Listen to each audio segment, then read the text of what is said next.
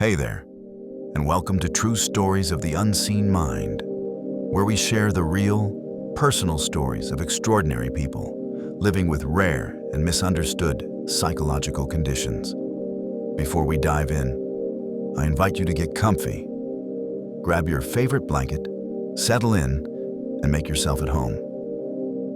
If you enjoy these stories, please remember to hit like and subscribe before you drift off or get too relaxed. I'd also love to know where you're watching from and what time it is. Drop it in the comments below so we can see how far our community reaches. Tonight, we're exploring 5 journeys inside the walls of asylums. Stories of hope, injustice, endurance, and the fight for dignity in places where it was so often denied. Some are about people who were unjustly or even willingly committed. Others struggled deeply with their minds, but still suffered at the hands of a system meant to help. Our first journey takes us back to 1887, to a time when the word asylum carried a strange mix of hope and fear. Hope because it promised treatment for those suffering from mental illness. Fear because those same walls could become a life sentence for anyone society wanted to forget. And for one young journalist named Nellie Bly, those walls would become the setting for one of the most daring undercover investigations of the 19th century. She was born Elizabeth Jane Cochran in May of 1864 in the small town of Cochran's Mills, Pennsylvania, a town named after her father's family. Her father, Michael Cochran, had been a respected landowner, merchant, and judge. The Cochran home was not lavish, but it was secure. And in those years, security was worth more than gold. Elizabeth's early memories were of her father's quiet authority, his way of listening before speaking, and the sense that he could fix almost anything. But when she was just 6 years old, that sense of safety was shattered. Michael died without leaving a will, and the family's property was divided among heirs. Her mother, Mary Jane, suddenly found herself struggling to raise a large family with far fewer resources. The loss forced Elizabeth to grow up quickly. She became fiercely protective of her mother and younger siblings. She watched her mother remarry, hoping it would ease their burdens, only to see that marriage turned cold and abusive. Divorce in those days was scandalous, yet Mary Jane chose it rather than remain in misery. Elizabeth learned young that sometimes survival meant breaking rules society held sacred. Elizabeth's fiery nature showed early. She refused to fade into the background, wearing pink when everyone else wore gray, speaking her mind even when it drew disapproving looks. At 16, she enrolled in Indiana State Normal School with dreams of becoming a teacher. But her money ran out after just 1 semester. She returned home, restless and unsatisfied. Her break came in 1885, when she read an opinion piece in the Pittsburgh Dispatch titled, "What Girls Are Good For."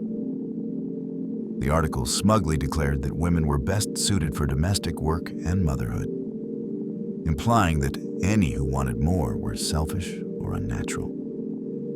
Elizabeth was furious. She poured her outrage into a letter to the editor, signing it "Lonely Orphan Girl." Her words struck a chord. The editor invited her to the office and offered her a trial job as a reporter. He also gave her a pen name, Nellie Bly, after a popular Stephen Foster song. Nellie proved herself quickly, taking on investigative pieces that looked at the struggles of working women. But before long, she was reassigned to the women's pages, where she was expected to write about fashion, society gossip, and homemaking tips. It wasn't enough. So she left for Mexico, spending nearly 6 months traveling and sending back dispatches about corruption and the struggles of everyday Mexicans. When she criticized the government, she was threatened with arrest and forced to return to the United States. Her restlessness brought her to New York City in 1887, where she talked her way into the offices of the New York World, owned by Joseph Pulitzer. The editors liked her boldness. When she asked for a serious assignment, they offered her one unlike anything she had imagined. Rumors of abuse and neglect swirled around the Blackwell's Island Women's Lunatic Asylum. If Nellie could get herself committed and report from the inside, the paper would have the kind of explosive expose it craved. Nellie didn't hesitate. She could feel the potential of the story in her bones, the kind of piece that would matter, that might actually change something. But privately, she admitted to herself there was fear. Once she stepped inside the asylum, there was no guarantee she could get back out. Mental health care in the 1880s was a murky, unregulated field. Many physicians saw mental illness as a permanent defect, something to be contained rather than treated. And for women, the threshold for being declared insane was dangerously low. A husband could have his wife committed for being too outspoken. A family could rid themselves of a burdened daughter simply by calling her unstable. Nellie knew this was not just an assignment. It was a gamble with her own freedom. But she also knew this. The women inside Blackwell's Island had no voice, no advocate. If she could tell their stories, maybe people would start to care. The plan was simple in theory. Act strangely in public, get arrested or sent to a hospital, be diagnosed, and let the system carry her the rest of the way. In practice, it required absolute commitment. Nellie took a room at a women's boarding house called the Temporary Home for Females on the Lower East Side. For the first day, she behaved as any polite new tenant might, quiet, reserved, friendly enough to pass without drawing suspicion. She studied the women around her, maids, shop girls, widows looking for work. On the second day, she began her performance. She refused to sleep, pacing the halls at night with wide, anxious eyes. She mumbled about strange noises, about people who meant to harm her. She clutched her head as if in pain, stared blankly into space for long stretches, then flinched violently if anyone touched her shoulder. By the third day, the other boarders whispered about her. One told the matron that she feared Nellie might become violent. That evening, the police were called. At Bellevue, doctors gave her only the briefest examination. They asked her name, her birthplace, whether she had relatives in the city. Her answers were deliberately vague and odd, her voice trembling as she insisted she could not remember certain things. "She is positively demented," one physician murmured to another. Within hours, they had labeled her case acute mania. No one checked her medical history. No one sought to verify her story. The label was enough. She was ordered to be sent to Blackwell's Island. The decision was as final as a prison sentence. The morning of her transfer was brisk and gray. A cold wind swept off the East River, cutting through her thin coat as she was escorted to the ferry. The boat was utilitarian and grim, its wooden benches slick with damp. Other women sat in silence, some rocking back and forth, others staring at the floor. The air smelled faintly of salt and coal smoke. As the island drew near, Nellie took in the sight. The stone buildings rose from the shore like a fortress. The windows were tall but narrow, set deep into the walls. She could see laundry hanging stiff in the wind, flapping like pale ghosts. When the boat docked, iron gates opened with a heavy clang. She stepped onto the island, and in that moment, she knew her freedom was now in other people's hands. The corridors inside were dim and smelled of damp plaster. Footsteps echoed sharply on the stone floors. She was led into a ward lined with rows of iron beds. Some women sat hunched on their mattresses.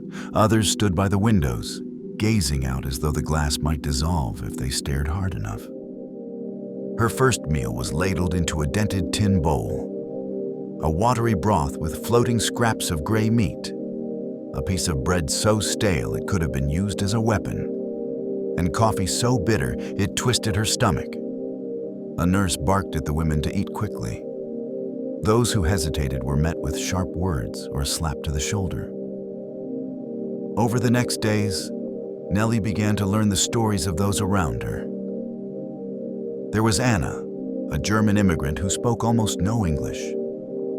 She had been working as a maid when her employer decided she was acting strangely. Unable to explain herself in English, she was sent here. There was Rosa, a young woman with a thin scar across her forehead from a factory accident. She had been in shock after the injury, quiet and withdrawn. Her family mistook her silence for madness. And there was Lucy, a governess who had fallen ill with fever and been dismissed by her employer. With nowhere to go, she had wandered the streets until the police picked her up and delivered her to Bellevue. And from there to the island. Many of the women seemed perfectly sane. What they shared was poverty, isolation, or the misfortune of being in the wrong place at the wrong time.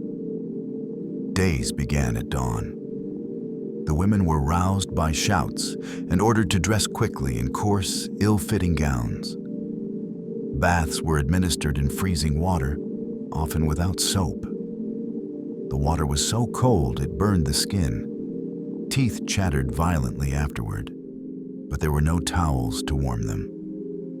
Meals were meager, always rushed. The bread was sometimes moldy, the meat gristly and foul-smelling. Those who complained were told they were ungrateful and would get nothing at all. There was no therapy, no effort to engage the women's minds. Most of the day was spent sitting in long rows on wooden benches, forbidden to speak. Time was an endless, suffocating loop. One morning, Nellie saw an elderly woman resist taking a cold bath. She was frail, her voice shaking as she begged to be spared. The nurse grabbed her roughly by the arm and shoved her into the tub. The woman gasped and whimpered, her thin shoulders trembling. When she was pulled out, she was made to dress while still wet. No one offered her warmth.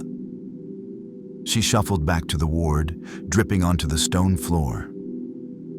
Nellie burned the image into her mind. It was proof that the asylum was not a place of healing, but a place of control and punishment. After a week, Nellie began to feel the mental strain. Even knowing she was undercover, she could sense how easy it would be to start doubting her own mind. Once you were inside, there was no way to prove your sanity. The more you insisted you were well, the more the staff saw you as delusional. Some women gave up and withdrew into themselves. Others became agitated, pacing the halls or shouting in frustration. Either way, the system was ready to label every behavior as further evidence of illness. On the 10th morning, a doctor arrived and told her she would be leaving. There was no explanation. She stepped outside into the pale autumn sunlight, breathing in the city air as though she had been underwater. 10 days had passed, and yet she felt she had aged years. Back at the New York World, Nellie wrote furiously. She captured every smell, every sound, every indignity. She wrote of the cold, the hunger, the brutality, and the hopelessness. When the series was published, it caused an uproar. People were shocked to learn how easily a sane woman could be locked away and how quickly her mind could be broken. The outrage led to a grand jury investigation. Funds were increased for food and clothing. Translators were hired for non-English speaking patients. Staff were told to treat patients more humanely. It was not a perfect victory, but it was a beginning. Nellie Bly would go on to become one of the most famous reporters of her time, traveling the world and breaking barriers for women in journalism. But she never forgot the women she left behind on Blackwell's Island. Nellie Bly's 10 days inside Blackwell's Island proved that cruelty can wear the mask of care, and that sometimes the sharpest instruments are not straps or cold baths, but forms, signatures, and the quiet power of a stamp. Decades passed, and the walls changed shape. They weren't always stone anymore. Sometimes they were schedules and clipboards. Sometimes they were a language you didn't speak. Our next story begins far from New York, in a sun-bleached village where wheat bends to the wind, and a girl studies numbers because numbers are honest. Farida Khalaf was born in Kocho, a Yazidi village in northern Iraq, where the road becomes dust and the dust becomes light. In Kocho, days were measured not by clocks, but by chores. Sweep the courtyard, feed the goats, wash the copper pots until the metal shone like a coin in the palm of God. Evenings smelled of cardamom tea and cooling bread. If you walked far enough, the fields gave way to hills that looked soft from a distance and sharp up close, like the edge of a folded knife. She was the middle of 5, the one most likely to stand in the doorway with a book while her mother called her for dinner a 3rd time. At school, numbers gave her a private, unbreakable world. 3 + 4 was 7 no matter who held the chalk, no matter how hard the wind blew. She told her teacher she wanted to become like him, someone who could turn a frightened child into a person who believed they could solve things. Her father nodded when she said so. "The world is full of questions," he told her, pouring tea that steamed in the chilly morning. "Be the person who isn't afraid to meet them." Faith marked the year. Pilgrimages, fasts, weddings that braided families tighter. The Yazidis had lived here for centuries, older than borders, thick-rooted as olive trees. The elders taught, protect each other, remember who you are. Numbers, family, faith. 3 things that held, she thought. 3 things that made sense. Until the morning engines came over the ridge. It was August 2014. The day began with the low growl of trucks and ended with the silence that follows a scream. Men in black flags and dust-coated scarves poured into Kocho, shouting orders in Arabic, too fast, too hard, as if the words themselves were a weapon. "School! To the school!" someone yelled. People ran because running is what you do when a line of trucks is a blade against the horizon. They herded the village into the courtyard, men and older boys on one side, women and children on the other.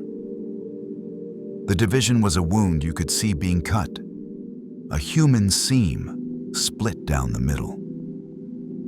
Her father looked across that seam and found her. The look said it all.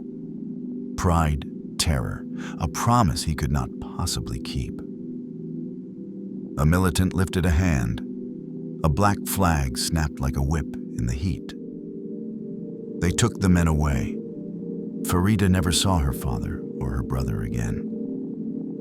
The women and girls were loaded into trucks. Some clutched each other so tightly their knuckles went white. Some stared like mirrors with their silver scraped off. Farida tried to count breaths, 10 in, 10 out. But the air was a fist. Numbers were still true, she told herself. But numbers could not stop a truck. Mosul swallowed them. A shuttered house with blocked windows, a locked gate, the sour smell of old cooking oil, and fear. Dozens of Yazidi girls packed into rooms that used to be bedrooms. now cages with thin mattresses and a single bucket. Guards moved like shadows that kicked dust when they walked.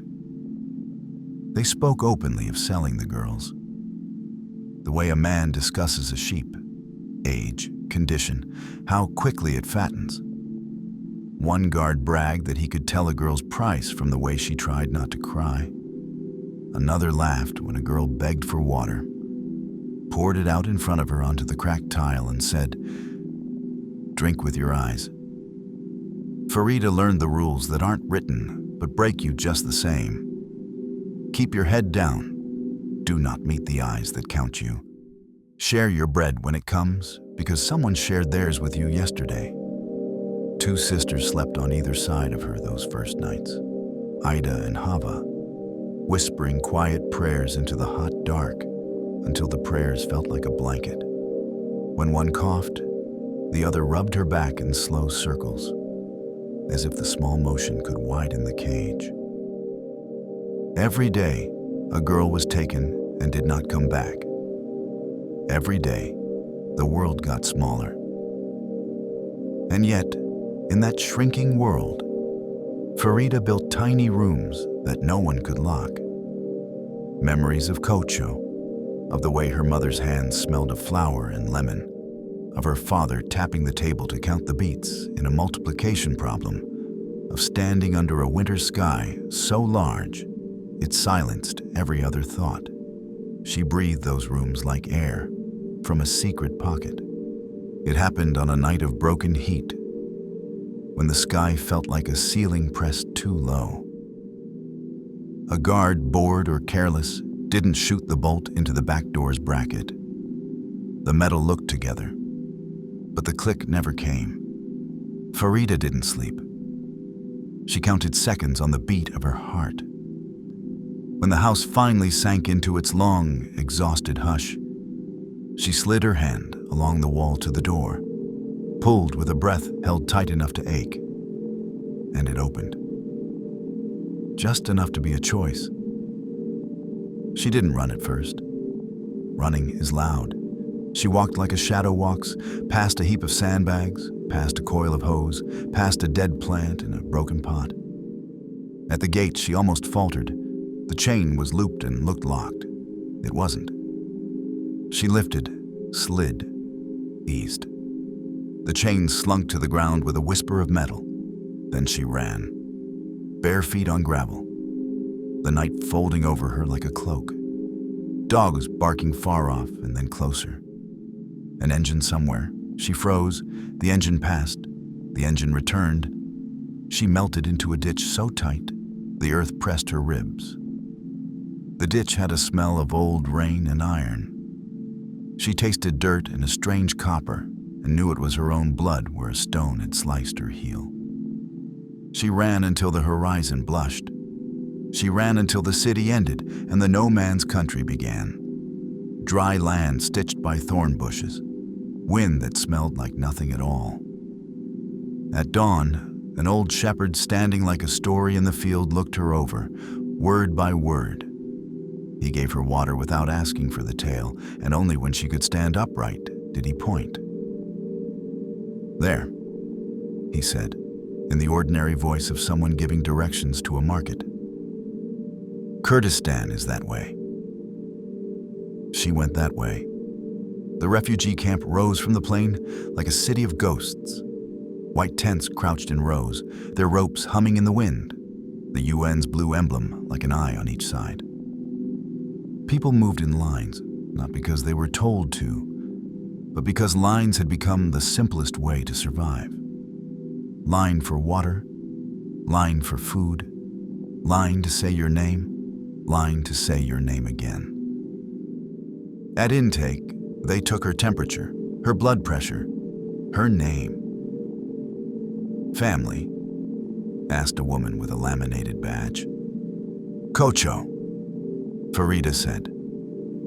The woman nodded as if Kocho were a person who sometimes came by.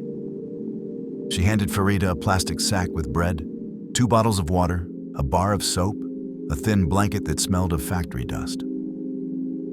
"Where do I sleep?" Farida asked. The woman pointed to tents like identical thoughts.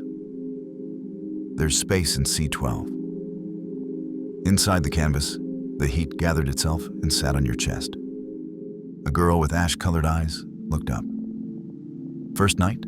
she asked. Her Kurdish had the gentle corners of a village dialect. "Yes."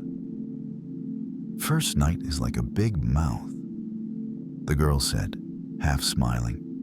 "It tries to swallow you. If you talk, it spits you back out."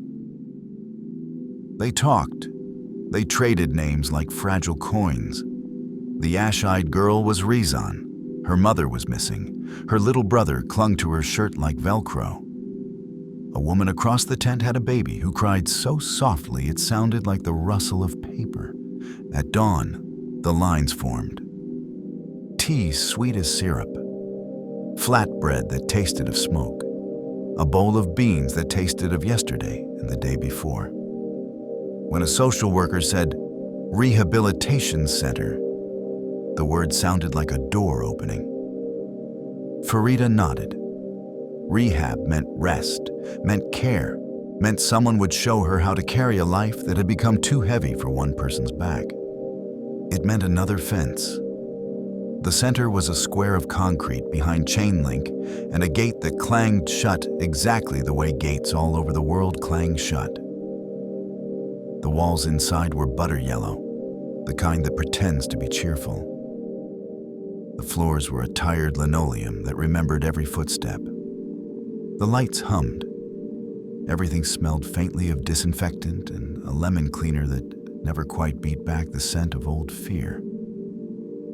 Her bed stood in a dorm with 7 others, beds separated by thin curtains that moved when anyone breathed. A clipboard at the end with her name in a hand that turned letters into tiny machines. On the wall, a schedule printed in 3 languages and a 4th language, the language of rules, in invisible ink. Wake up 6 a.m. Breakfast 6:30 a.m. Group therapy 9 a.m. Medical check 11 a.m. Mindfulness 2 p.m. Individual counseling 1600. Lights out 2100. Hall lights remain on for security. Security always remains. On the first morning, a counselor with beautiful penmanship said, "We'll start with your story," and lifted her pen.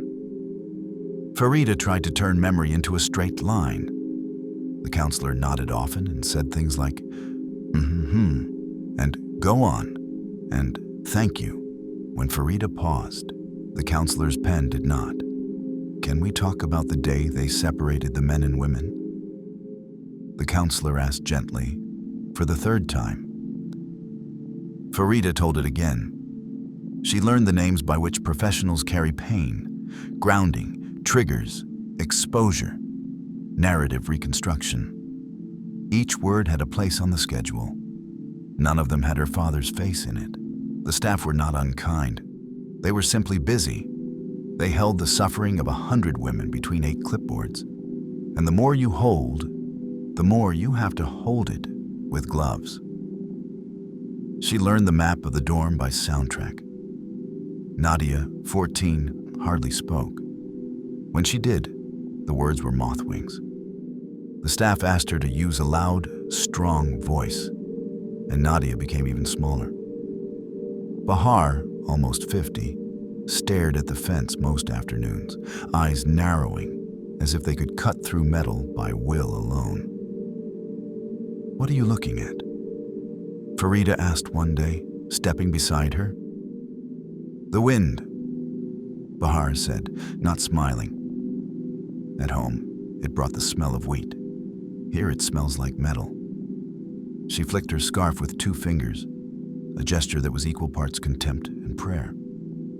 "I'm trying to remember the old wind so I don't forget my name."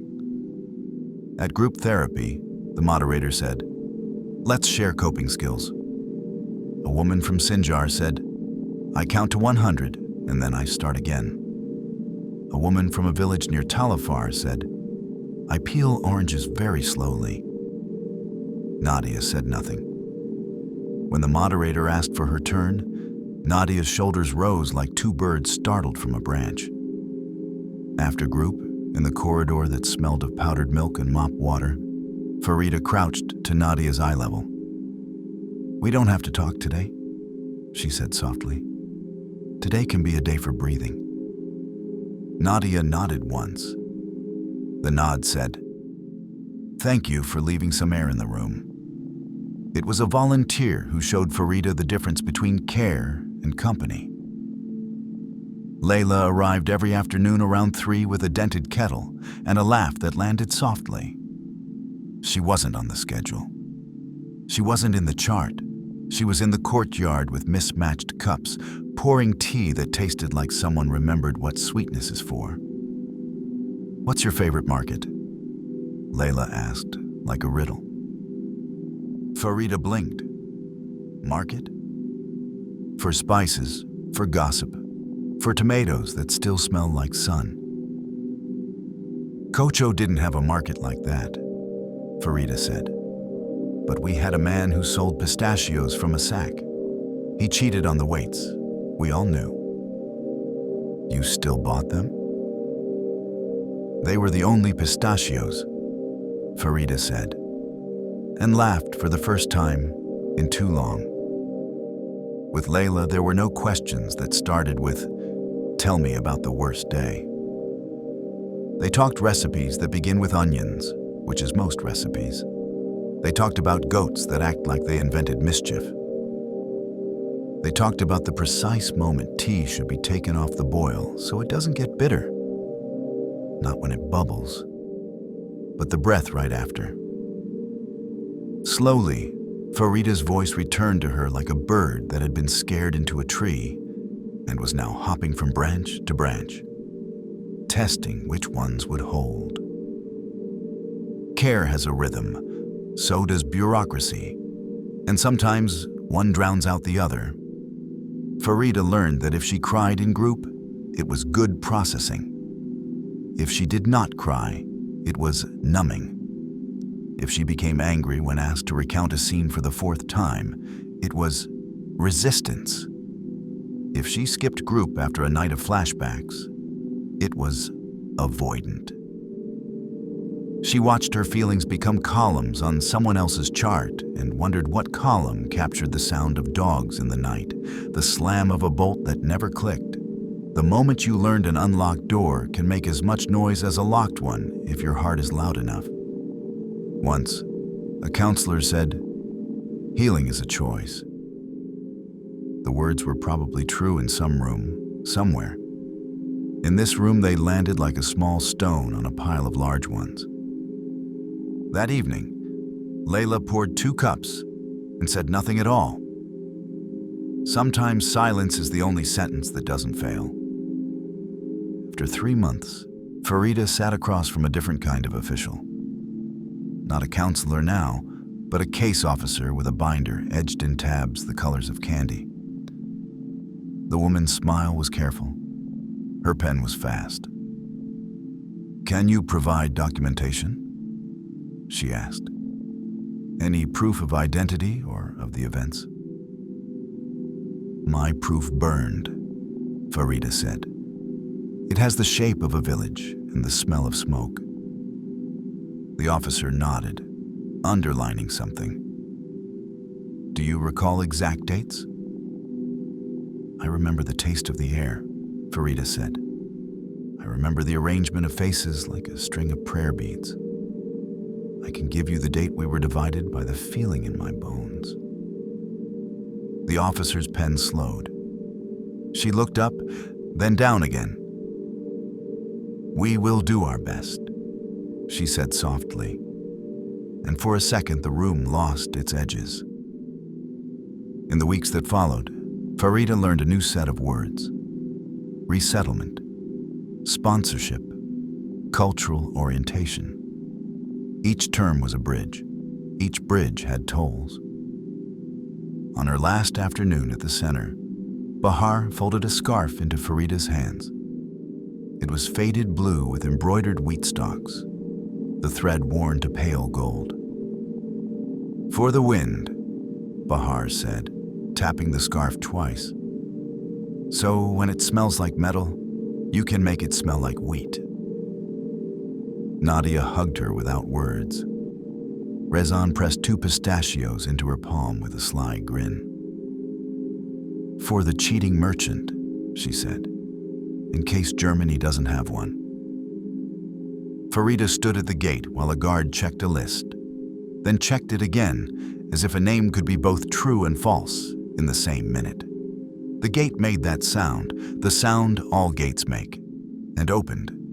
She stepped through with a plastic suitcase that wheeled like a stubborn dog and a heart that did not know whether to run ahead or dig in its heels. On the plane, the engine was a large, domesticated thunder. She fell asleep with the scarf on her lap and dreamt she was counting. Not numbers now, but breaths on a cold morning where the air hurt enough to prove it was clean. Germany met her with signs she couldn't read, and kindness she didn't know where to place. A host family met her at the airport with a cardboard sign that said Farida in blue marker, and a bouquet that smelled like someone had ordered spring from a catalog. The father said, "Welcome," 3 times, in 2 different accents, as if he could make the word wider by repeating it. Language school gave Farida the building blocks to point at what she felt. "Ich bin müde. I am tired. Ich habe Angst. I am afraid. Es tut mir leid. I'm sorry." She said, "I'm sorry," when she dropped a fork, when she forgot a word, when a door closed too loudly. The teacher touched her wrist lightly. "You don't have to apologize for existing," the teacher said in German, so simple a child could wear it. "You already paid that price." Therapy here was different. The chairs were soft. The clock was discreet. The counselor asked if she wanted the window shade up or down. "Up," Farida said, startled by her own answer. She wanted to see a sky not separated by wire. "Tell me what you want to remember," the counselor said. Farida closed her eyes. "My father's voice on a cold morning," she said, "and the exact second before tea goes bitter." They wrote those things down like appointments and kept them. An advocate connected her with a journalist and a book agent who asked not for proof, but for truth. "Write as if the person who needs this most is listening," the agent said, "because she is." Writing made Farida walk the rooms again. The house in Mosul, the tent that breathed with strangers, the dorm with a hum of lights that never slept. But writing also turned those rooms into houses with doors that opened. If she put a memory on paper, it couldn't push her from behind in the night. She could place it, label it, tell it to wait. The Girl Who Beat ISIS was a title someone else suggested. Farida accepted it and then wrote beneath it what she really meant. A girl who refused to disappear. At readings, people asked what they could do. She told them, "Believe quickly and gently. Fund translators before you fund slogans. Understand that safety without dignity is a room without air." Some nights she cooked for her host family. Rice steamed with saffron until the kitchen smelled like a story, vegetables sautéed with enough garlic to turn the air friendly. The father pretended to steal bites. The mother pretended not to see him.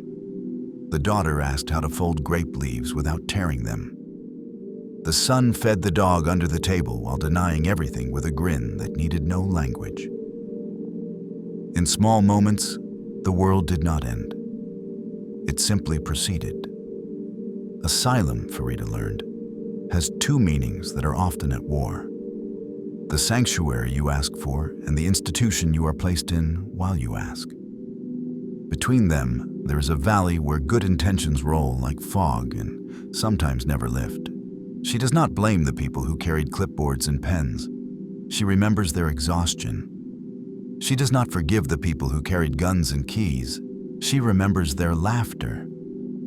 Between those memories, she keeps a third. a woman with a dented kettle who knew when tea should come off the boil, and how to leave space in a sentence so a person could step through it. We measure cruelty by what is done, but we measure mercy by what is left undone. The question not asked again, the door left ajar, the silence that chooses not to demand. Farida's life now contains things that once seemed as far away as Germany on a child's atlas. University classes, winter coats that fit, a neighbor who knocks to borrow sugar and stays to talk about a TV show where nothing truly terrible happens. On windy days, she ties Bahar's scarf around her hair and walks until the air smells less like metal and more like rain. When she speaks to audiences, she finishes with the same sentence every time. Treats survivors as if their stories are houses they own. Ask permission before you enter. Take off your shoes. Farida taught us that survival isn't a finish line. It's a door you keep opening, even when every hinge complains. She walked out of one captivity only to find herself inside systems that measured her with forms and checklists. And yet, through a volunteer's tea and a scarf that remembered wheat, she learned that dignity can survive paperwork. Our next journey begins further south, in mountains that hold their own history like a heartbeat. It's a story about a girl taken at night, renamed, and worked like a shadow. It's about how freedom sometimes arrives through another locked door. How you can leave a room and still have to learn, slowly and stubbornly, how to live in the open again. This is the story of Mende Nazer.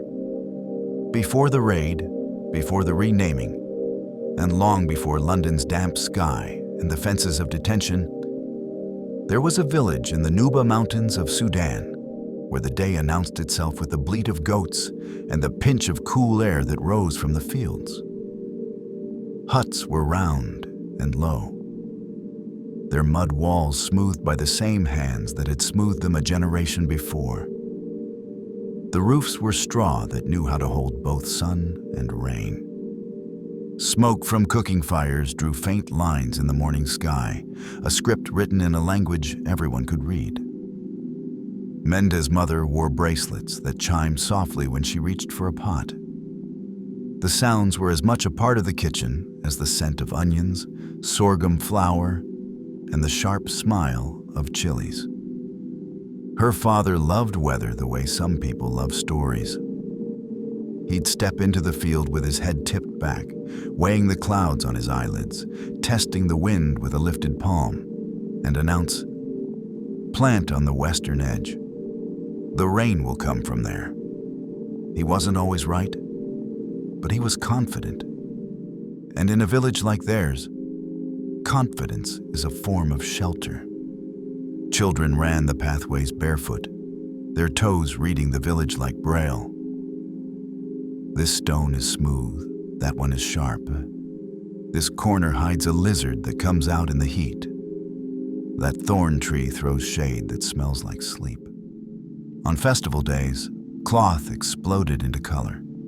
Turquoise, mango, pomegranate, colors that tasted as much as they shone. Drums spoke the old grammar. Women ululated. Men clapped in rhythms handed down the way you'd pass a bowl at dinner. At school, the teacher's radio crackled more static than sound. Yet the words it delivered, English that smelled faintly of far away, worked like a window no one had to ask permission to open. Mende learned enough to greet and count, to say thank you and I don't know. Mostly she learned how to learn, and that was enough. She dreamed of ordinary things, a good husband who would laugh more than he sighed, children who would inherit her mother's careful hands and her father's weather sense. She dreamed of cloth so bright you could spot your sister a field away. She dreamed of a life that, like the sorghum, grew steady and tall. The night split like a plate. The first sign was the wrong smoke, bitter, fast, mean. Then hooves struck the ground with the impatience of a storm. Shouting, orders spat in Arabic, faces lit by fire, eyes hard with purpose. Her father's voice, for once, was not a forecast. It was a command. "Mende." Her mother pushed her toward the back of the hut, toward the shadow that had saved small lives 1,000 times. The wall was cool. Her cheek was hot. Her breath banged in her chest like a hand against a door. The door did not open. It broke. Hands found her, hands that did not ask. They tied her wrists with the efficiency of people who had practiced this. The man who hauled her onto the horse smelled like iron and old sweat. His back was as unyielding as a roof beam. Over his shoulder, she saw the village she knew reduced to a handful of scenes. A woman's bracelets catching firelight like tiny moons. A boy in doorway with his mouth a perfect O. The thatch coughing sparks into a black that didn't care. Somewhere in the dark, someone prayed the loud, practical prayer of the desperate. Half words, half breath. Mende pressed her tongue to her teeth so she would not cry. Crying felt like a dangerous sound that could reveal a person to the night. By dawn, the mountains were behind them, their silhouettes like a memory you can nearly name. Ahead lay land that did not belong to her. Long stretches of flat earth where the horizon seemed to be holding its breath. The house that received her in the north was large. Ceilings that gathered echoes, cool tile floors that turned footsteps into announcements. She did not go through the front door. The front door was for people with names. She was steered around the side, past bins and a tap that dripped with the stubbornness of a bad habit, and through a service entrance into a kitchen that knew how to turn a girl into a tool. A woman with neatly pinned hair and a mouth that was always measuring looked her over and said, "Yasmin."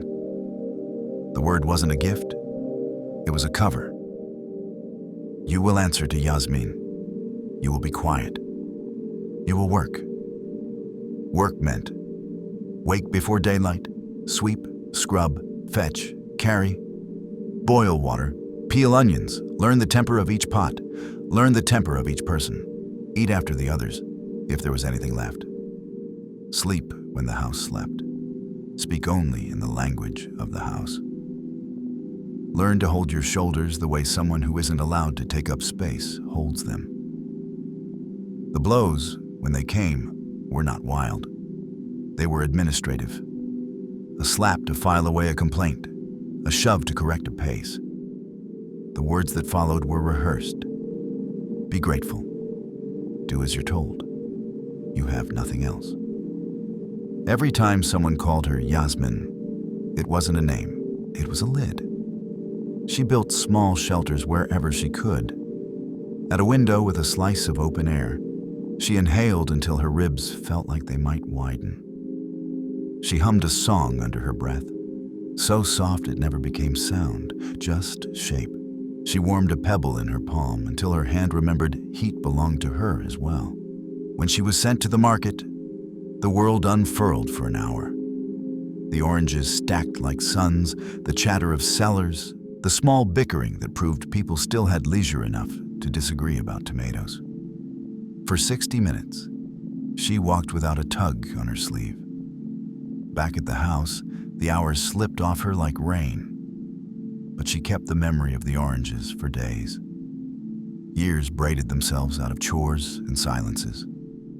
Seasons changed in the inventory of fruit on a stall and the weight of the air at noon. Time turned into work and work into time, until it was difficult to know which one meant more.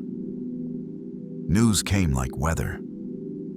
We are going to London. The family's business, the network of relatives, the promise of something. She was pulled along in their arrangements like a suitcase that happened to blink. On the plane, the clouds unwound beneath them like old cloth.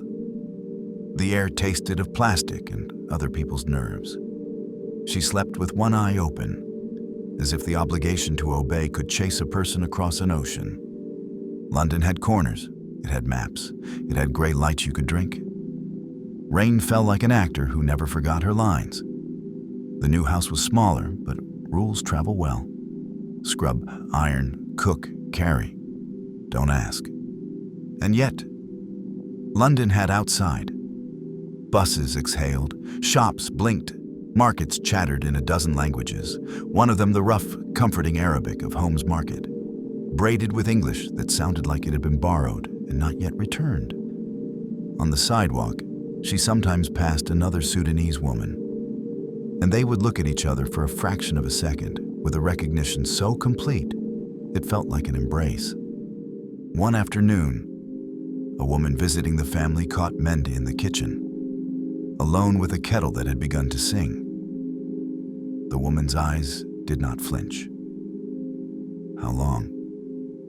she asked softly, watching the steam. "Years," Mende said, and for a heartbeat, the word was a hole in the floor. "Do you have people?" the woman asked. "I had," Mende said. The woman placed 2 fingers lightly on Mende's sleeve, the smallest touch, as if to say, "I see you," without drawing attention. "If you run," she said, "run to the police. There are people who will listen, but choose the moment. The door doesn't always remember to open." It happened on an evening that had the color of nickel. The family moved like a weather system, coats, lists, reminders, a misplaced key, a found one, the swift finality of an umbrella snapping open. The lock stuttered and failed to declare its usual verdict. Mende waited. She wiped a counter that did not need wiping. She listened to the house breathe its empty breath. Then she took the coat she was allowed for the bins and the scarf that smelled like someone else's closet and stepped into the hallway that led to the street that led to everything. She walked first. Walking was quieter in her bones. At the corner, where the road became options, she ran. A shop was open, its door edged in a strip of bell. The man behind the counter had a face that had learned how to wait. "Police?" she asked, the word a rough stone in her mouth. He did not ask why. He pointed. 2 streets, he traced. "Turn left," his finger drawing a map in the air. The station's windows were lit as if they believed in themselves.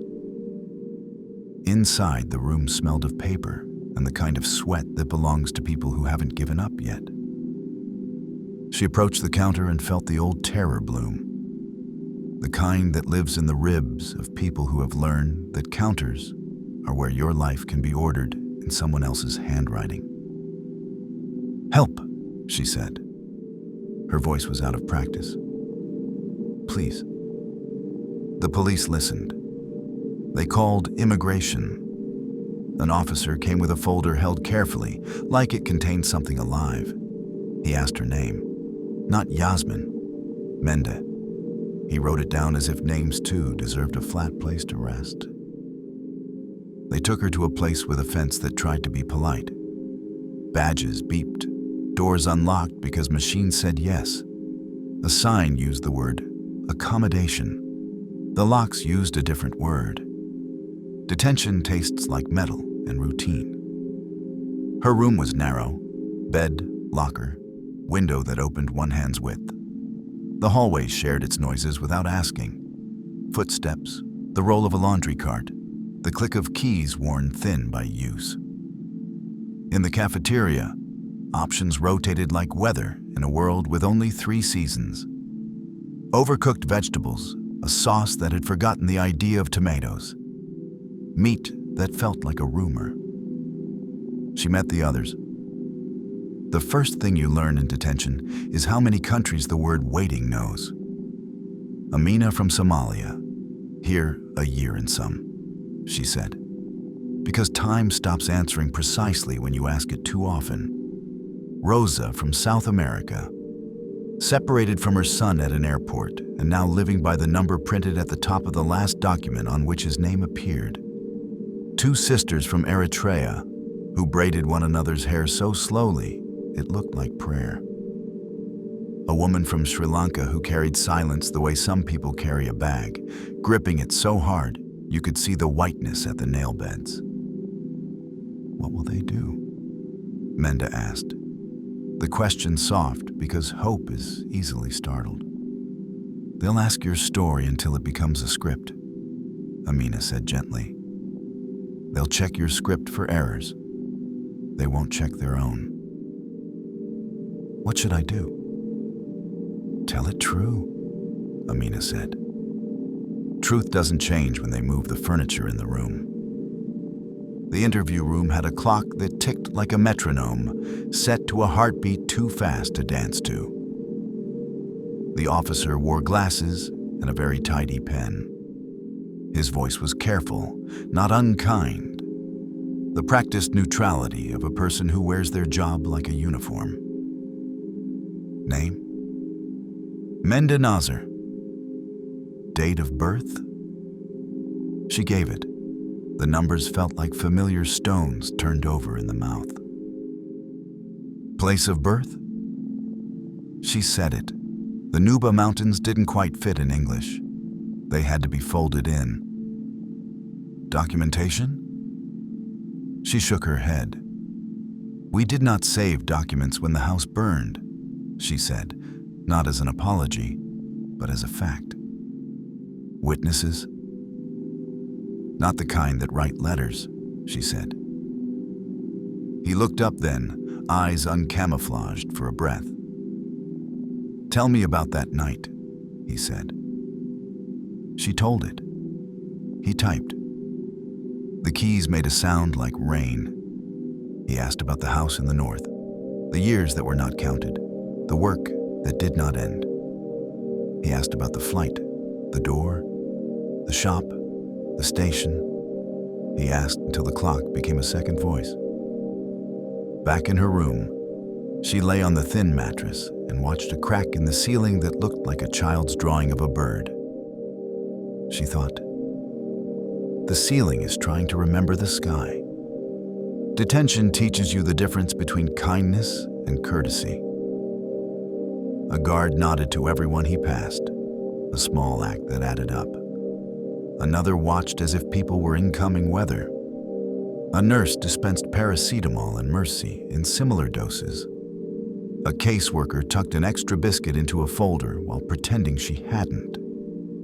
Forms multiplied like a plant that does not require sunlight to thrive. Further submissions, reasonable grounds, credibility assessment. She wrote the new words on a scrap of paper and drew a door beside each one. Some doors had handles drawn on, some did not. She folded the paper small and kept it in the pocket of her patience. Night was the shape of memory. Day was the shape of waiting. In the laundry room, beneath the rattle of old machines, women traded recipes they could not cook there and advice they might never need but held anyway. For the day after this one. For the apartment with a window that opened more than a hand's width. For a kitchen where spices remembered their names. These conversations floated like lanterns in a place that had confused light with security. One week, a rumor moved through the corridors about a hunger strike. Another week, a rumor about faster decisions. Then, a rumor about removals. Rumors are how people in cages keep their legs from falling asleep. Her name reached someone outside who knew what to do with a name. An advocacy group wrote to the Home Office, to anyone who stacked papers for a living. They used the grammar of duty and the punctuation of deadlines. A journalist came to listen, pen ready, eyes that did not look away. Tell me what your mornings look like, she said. Not tell me your worst day, but tell me the shape of an ordinary hour. Mende told her. The feel of the floor through slippers too thin to pretend. The chipped paint near the window latch. The breathing of the woman in the next bed. The way the radiator clicked like a tongue lamenting. Letters appeared, some in careful English, some in Arabic that smelled like home, some in Nuba words that felt like a shawl. Children from a school somewhere far away sent pictures of houses with smoke that meant dinner. A church sent a candle she could not light, so it sat on the locker like a symbol behaving itself. A solicitor arrived, brisk and precise, with files swollen by paper and purpose. "We will argue trafficking, slavery, risk on return," she said. "We will argue that law and humanity can remember each other." "Does the law remember?" Mende asked. "Only when reminded," the solicitor said, and smiled without humor. The courtroom was tidy, like a thought put away carefully. The judge had a face that knew how to weigh. Mende's solicitor stood with the steady posture of someone who believed in both evidence and stories. The Home Office representative organized papers that reflected light without heat. Mende spoke. She spoke the night of the raid as if drawing a map. She spoke the kitchen in the north, the color of the tile, the shape of the sink, the size of the bowl in which a person can scrub themselves out of their own name. She spoke London, the coat for the bins, the shop bell, the word please that tasted like fear when you haven't said it for yourself in years. She spoke detention, how the second hand on the clock is a kind of heartbeat that belongs to another creature, not you. Her solicitor named laws as if they were people who could be persuaded to behave. Country reports were laid like bricks. Precedent was invited to sit. The judge listened, then nodded once. "I am satisfied," he said, as if announcing an unremarkable sunrise, that returning the appellant would subject her to a real risk of persecution and ill treatment. Her appeal is allowed. It was not thunder. It did not even echo. It landed in Mende's chest and untied something that had been knotted since the night the door broke. Release is ordinary. A signature. A door that opens because someone with a key decided it should. The outside air had a taste she could name only by leaning into it. Damp, diesel, the faint sweetness of a bakery nearby. A volunteer stood with a coat purchased for her, not found in a closet, not once worn by someone else. It fit like a sentence that finally included her name. "Where to?" the volunteer asked. "Somewhere that isn't a gate," Mende said, then laughed at herself with a softness that surprised her. "Tea," she added. "Let's go find tea." They did. The mugs were thick, built for hands that wanted warmth more than style. The first sip tasted like arrival. The second tasted like arrival's chance to stay. Freedom is not a door you walk through and forget. It is something you practice the way you practice a language or a recipe, the way you practice faith, regularly, imperfectly, stubbornly. She learned London's roots, what bus to take when the rain decided to quarrel with the wind, which tube station smelled least like a crowd on a bad day. She learned to shop with a list written in a hand that belonged to her again. She learned English that did not bruise her mouth, and with it the joy of small talk that means this is safe enough to be unimportant. At a community center, women from Sudan, Eritrea, Ethiopia, Somalia, and farther still cooked for each other in a potluck of accents. An elder pressed kisra, sorghum flatbread, into Mende's hands and said, "You are safe enough to eat." It was the kindest conditional she had ever heard. Therapy was a room with a window that opened more than a hand's width. The counselor asked not only what happened, but what do you want? The question stalled in Mende's throat. Wanting had been punished for so long, the desire felt like a trespass. She wanted small things first.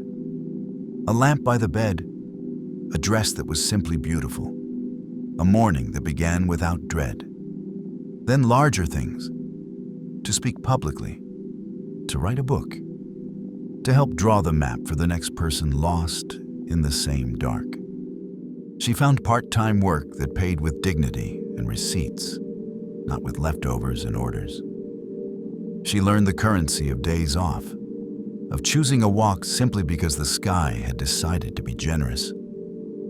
On her windowsill, she kept a small bowl with 5 pebbles, one from each park she'd claimed with her footsteps.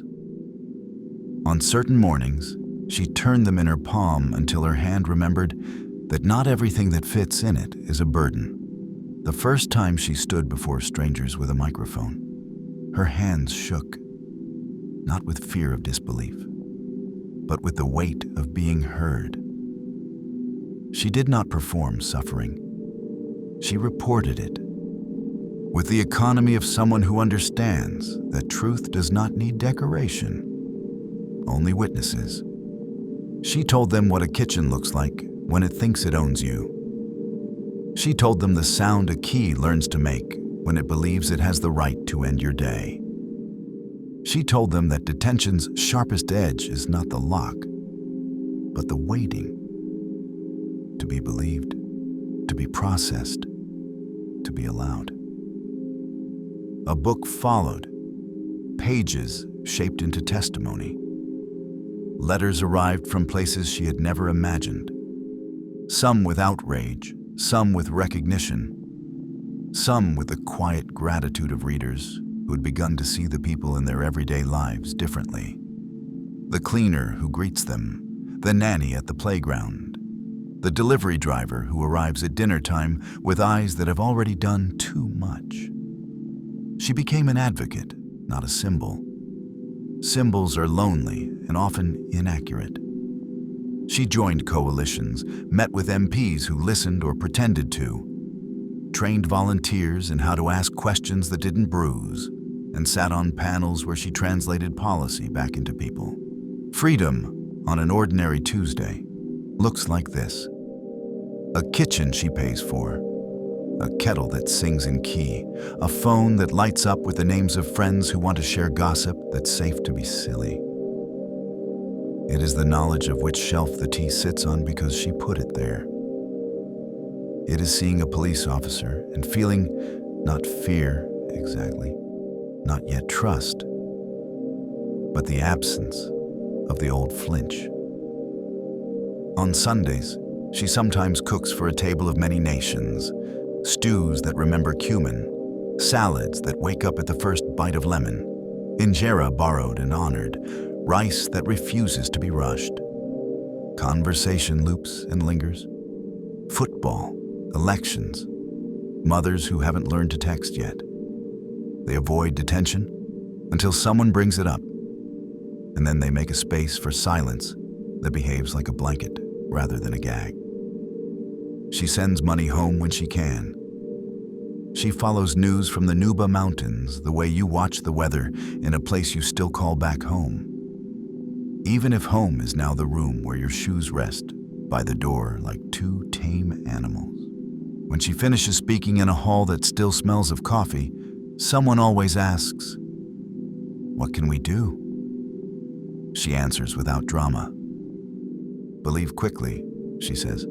"Delay is a kind of damage. Ask carefully.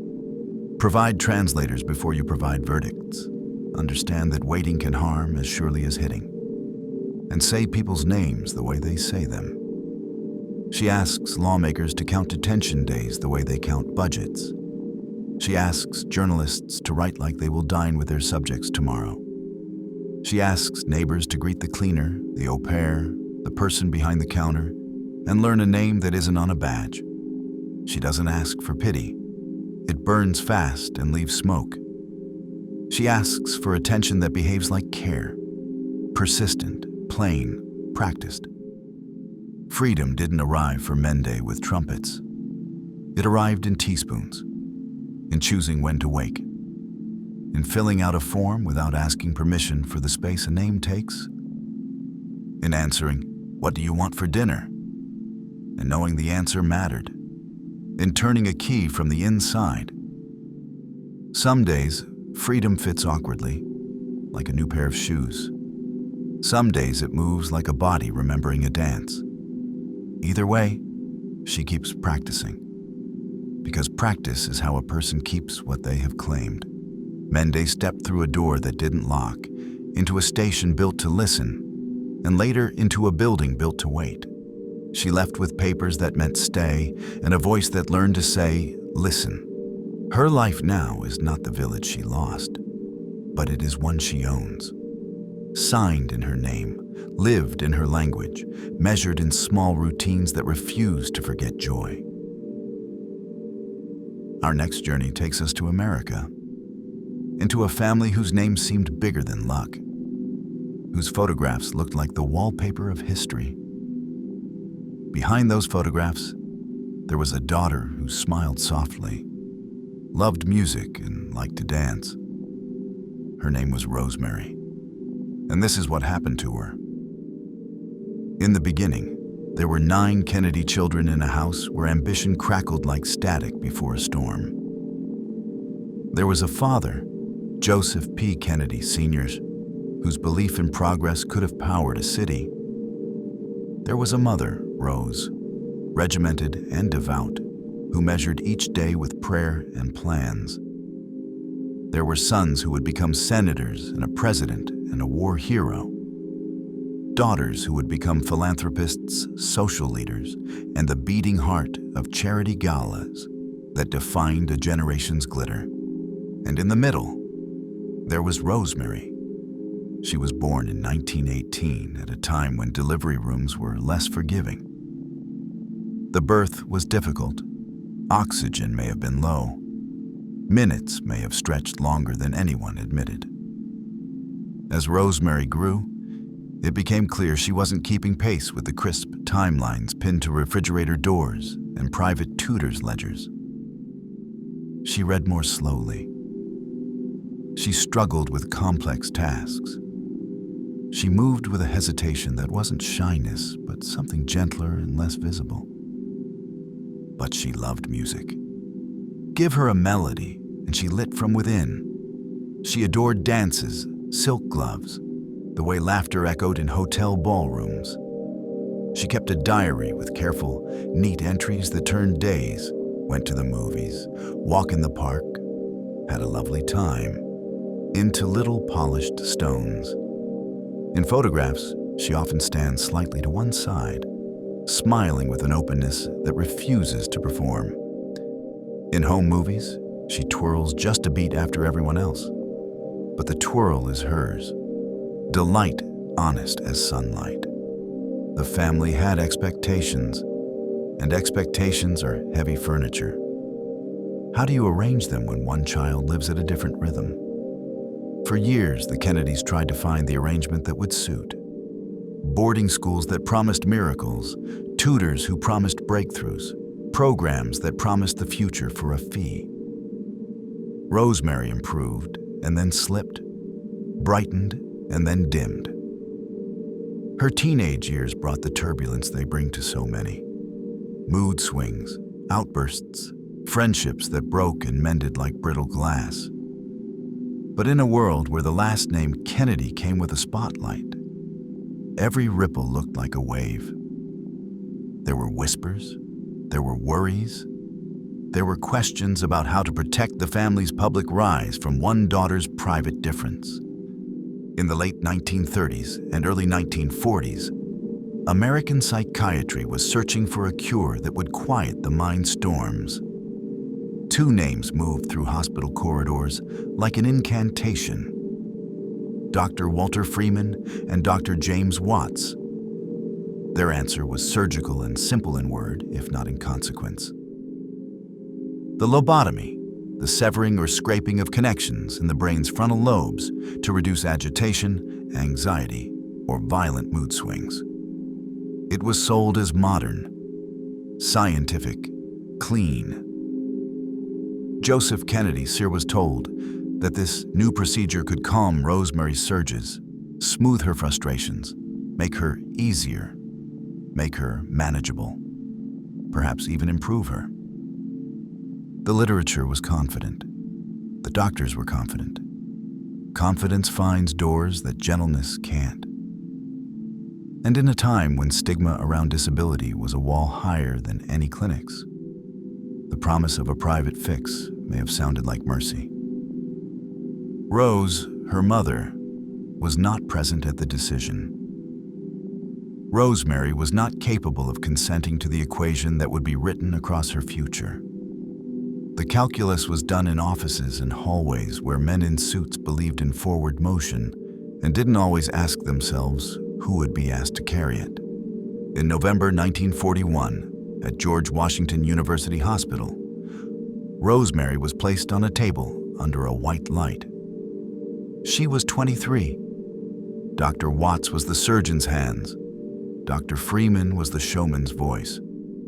Accounts say they asked Rosemary simple questions and had her recite, watching her words while they worked, the way a mechanic might listen to an engine's idle. When her answers slowed, they stopped. Then they saw what they had done. The medical optimism thinned. The doctors left. The family gathered the pieces. Rosemary could no longer speak as she had. She could no longer write in her diary the way she loved to. She could not control her movements with the old grace, or walk without an arm to lean on. The procedure intended to tidy her mind had taken her language and emptied her independence. The knife had not excised a problem. It had removed a person's possibilities. The public story of the Kennedys continued to rise. War service, politics, appointments, elections. Photographs were printed and framed and scaled up and put in shop windows. Newspapers carried the family's faces like lucky charms. And where there had once been 9 children at the center of those pictures, suddenly there were 8. Rosemary didn't appear in the family's public life anymore. There were no more ballroom photographs, no more careful notes in her diary. She was moved quietly to an institution in upstate New York for a time. Then further from the spotlight, to St. Coletta, a Catholic residential school in Jefferson, Wisconsin, where she would spend most of the rest of her life. St. Coletta had trees and seasons. It had nuns whose voices were soft and patient and sometimes firm in the way kindness has to be to survive. It had walks on paths swept by Midwestern wind, and chapels where silence could be company, and craft rooms where hands could still remember how to make something even if words no longer could. But it was not home. It was never going to be home. For years, not months, for years, Rosemary's mother did not visit. The family's patriarch had arranged her care and her distance, and in the way of men who collect power like rare coins, decided that silence was the safest currency now. The children, her brothers and sisters, were told that Rosemary was away, was being looked after, was better kept out of sight, that this was for the best. There are families where love and fear have to share a bed. In those families, secrets grow tall. What did Rosemary understand of all this? We can only guess, and guesses are cold comforts. We know she could smile, still, when the day was kind. We know she could become frustrated, still, when her body would not do what her mind asked. We know she recognized the shape of faces she loved, even when words no longer served as bridges. We know that music, which had lit her from within, still found a door to her. Seasons turned in Wisconsin with an honesty that can break the heart.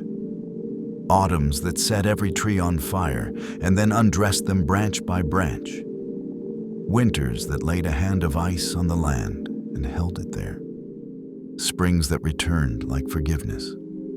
Summers that smelled of cut grass and hot stone. In that cycle, a woman grew older in the care of women who had promised their lives to care. It took time, too much time, for the family's silence to crack, but it did. Eunice Kennedy Shriver, lively, steel-spined, had always felt a sharp, private loyalty to her sister, the one who had once twirled a beat behind everyone else. When Eunice visited Rosemary in Wisconsin and sat with her, the old warmth stirred, the recognition, the laughter without words, the stubborn aliveness that the operation had not managed to erase. Eunice was not interested in being ashamed. She was interested in building. In the early 1960s, she helped launch Camp Shriver in the backyard of her Maryland home, a summer day camp that brought together children with intellectual disabilities and volunteers for games, sports, and the simple, revolutionary notion that joy was a right, not an indulgence. That backyard would grow into the Special Olympics, an institution that would change the world's posture toward people like Rosemary. From pity and fear to celebration and inclusion. Eunice did not talk about fixing. She talked about opportunity. She talked about the strength and talent she saw in the campers, in their smiles when the stopwatch clicked, in how they found ways to communicate a victory that had nothing to do with a headline. America learned, through Eunice's relentless charm and will, to clap for people it had once kept behind doors. And then, finally, Rose, the mother, resumed visits. Old pain is not cured by the decision to knock on a door, but knocking matters. She sat with her daughter as the nuns moved quietly around them, and the missing years hung in the air, like a curtain they could not push aside, only walk through and keep walking. One by one, the siblings stitched Rosemary back into the private fabric of the family, not by restoring what the operation had taken, that was impossible, but by claiming publicly and repeatedly that she belonged. John, when he was president, would speak with a new urgency about mental health and disability. Robert and Ted, in their ways, would follow the same path. Policies would be introduced. Funding would increase. Language would change. It is easier to ask a country to do better when you are finally telling the truth about why it must. It's tempting to cast every story as a journey from dark to light. Rosemary's is more complicated. The institutions of mid-century America were not built to honor difference. They were built to contain it. Hospitals, schools, and homes wore the language of care while too often practicing indifference, or worse. Parents were told to be ashamed, or practical, or both. The doctors were told to be bold. A culture that insisted on a narrow definition of success made families desperate for fixes that didn't exist. And yet, through that fog, you can see threads that glowed. Nuns at St. Coletta who learned Rosemary's rhythms made space for them. A sister who transformed her private grief into a global movement. A slow dawning across a nation that people with intellectual disabilities deserved more.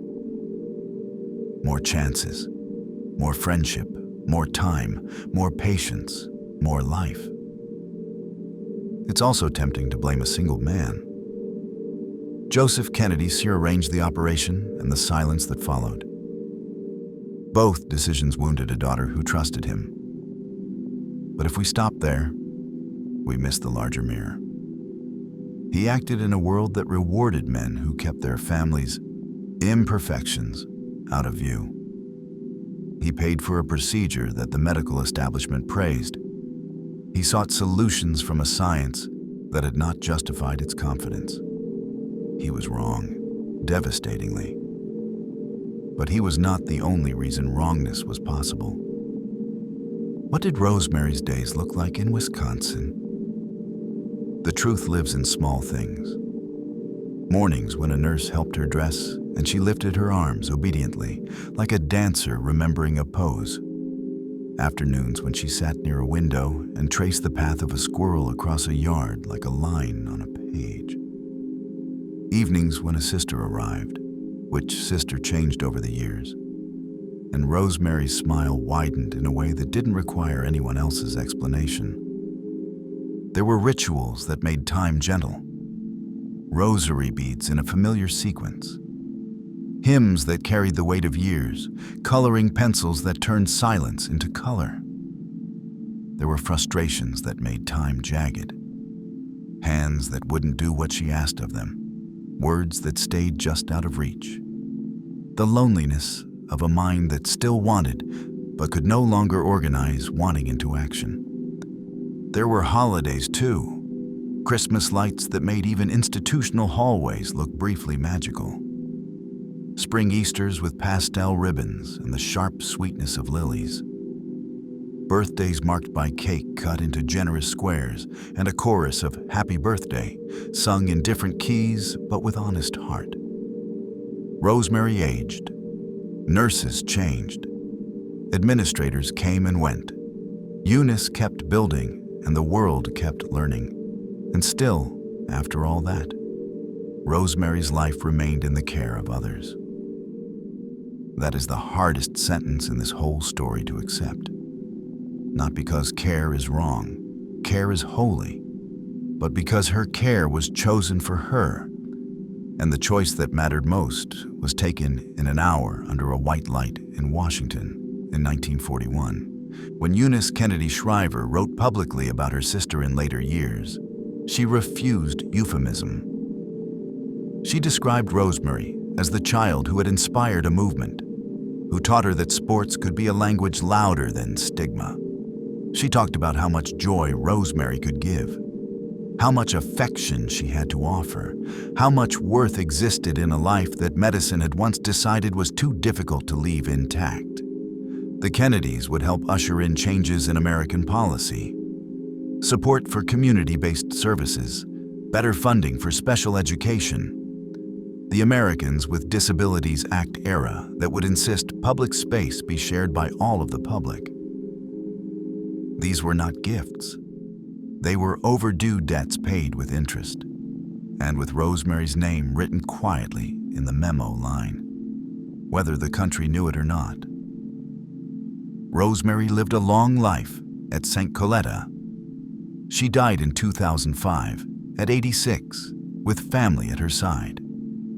At her funeral, the stories that surfaced were small and luminous. A nurse recalling her stubborn streak, a nun remembering how rosemary, the herb, was planted outside her window because someone thought the name might make her smile. A sibling describing the feel of her hand in theirs, warm and sure. The obituaries finally named what had been hidden for decades.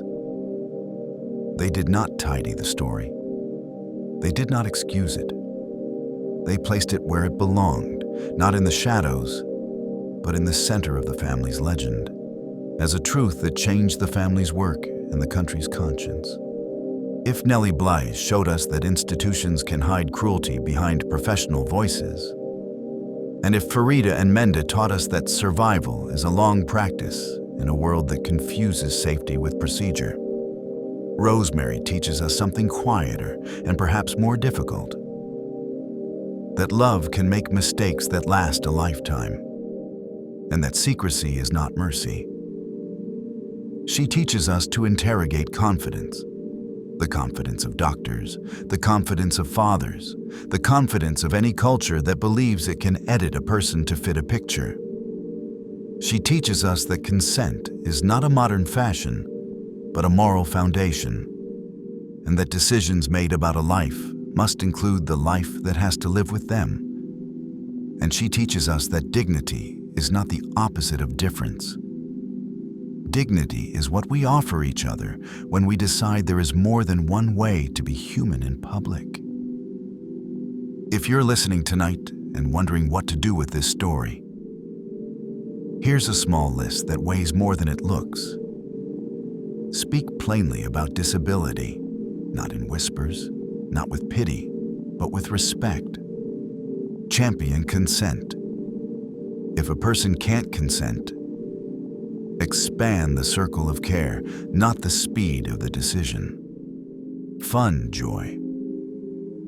Programs like the Special Olympics were born from a sister sitting with a sister and asking, "What would make this day feel like it belongs to you?"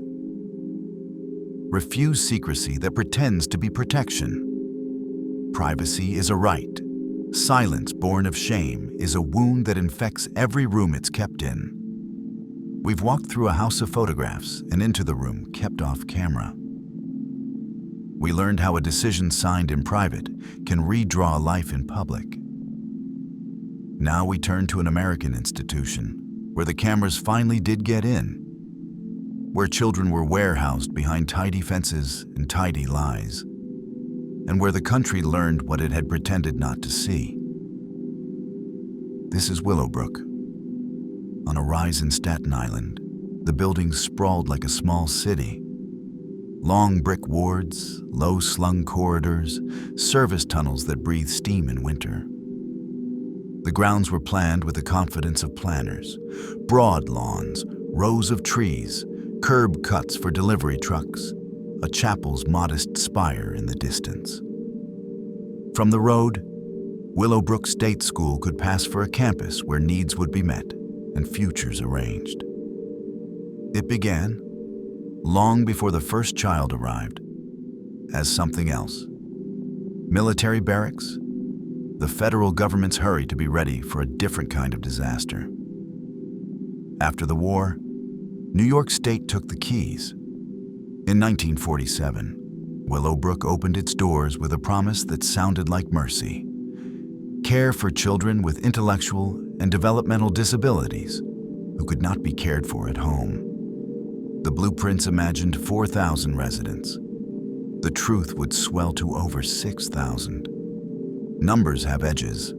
6,000 means beds lined end to end, so close the aisles forgot what walking room is. Dining halls that fed in shifts like factories. Bathrooms where privacy became a rumor. 6,000 means a staff-to-child ratio that turned care into triage, and triage into whatever you can do before the next alarm rings. A glossy brochure showed green grass and smiling nurses. Parents clutched the brochure like a permission slip for hope. Imagine a boy we can name because he later named himself Bernard. He was small for his age, with dark hair that would not lie flat and a mouth quick to form words if anyone would wait long enough to hear them. Cerebral palsy shaped his movements. Doctors called him profoundly impaired. He was 3 when his mother, worn down by advice that sounded like verdicts, was told Willowbrook could help. They rode the ferry, then the bus, then a walk past the gate, where a uniform nodded them through without looking up. The intake office had a clock that ticked at a speed unrelated to comfort. Forms were filled. A nurse asked questions that found answers that would be filed and rarely read again. A social worker said, "It will be good for him here." A sentence that had learned how to sound confident in rooms where confidence was currency. They took his clothes, his small bag, his 2 toys, one was a car with a missing wheel, and gave his mother a slip of paper as if a slip of paper could be a hand to hold. When she turned to leave, the air tasted metallic, like the moment before rain. Bernard was led down a corridor, whose walls met at right angles so crisp they cut. A door clicked shut behind him with the practiced finality of doors that close as a profession. Morning in Willowbrook began with fluorescent lights that came on like confessions. Boys woke in rows, some already awake because sleep in a crowded ward is a visitor with conditions. Sheets were soiled, not because boys were careless, but because the bathroom line moved like winter sap. Aides, too few, always too few, worked at speed, voices carrying the fatigue of people who have learned to ration gentleness so it lasts past noon. Breakfast was bowls and trays and spills. Hurry, hurry, the refrain of buildings that run on schedules cleaner than reality. Children who could not feed themselves were fed with a pace that would be called efficiency in any other context. Some learned to eat with their fingers because fingers do not forget where the spoon goes. Dayroom was a name optimistic enough to be a joke. A television shouted to no one. The air had a persistent smell, disinfectant and urine and something sweet that did not belong in air. Toys existed as proofs in a brochure rather than as objects that belonged to particular children. Children wandered, rocked, stared, reached. Some shouted because shouting was how a person measured their perimeter. Some were quiet in ways that spoke louder. Outside, if you were lucky, was a yard hemmed by a fence. Grass, when it was not mud, was a miracle. Pigeons behaved with more confidence than staff. If you were lucky, a volunteer came on Saturdays, hands too soft to have learned how hard the week had been. Night was not quiet. Nights in institutions remember every day.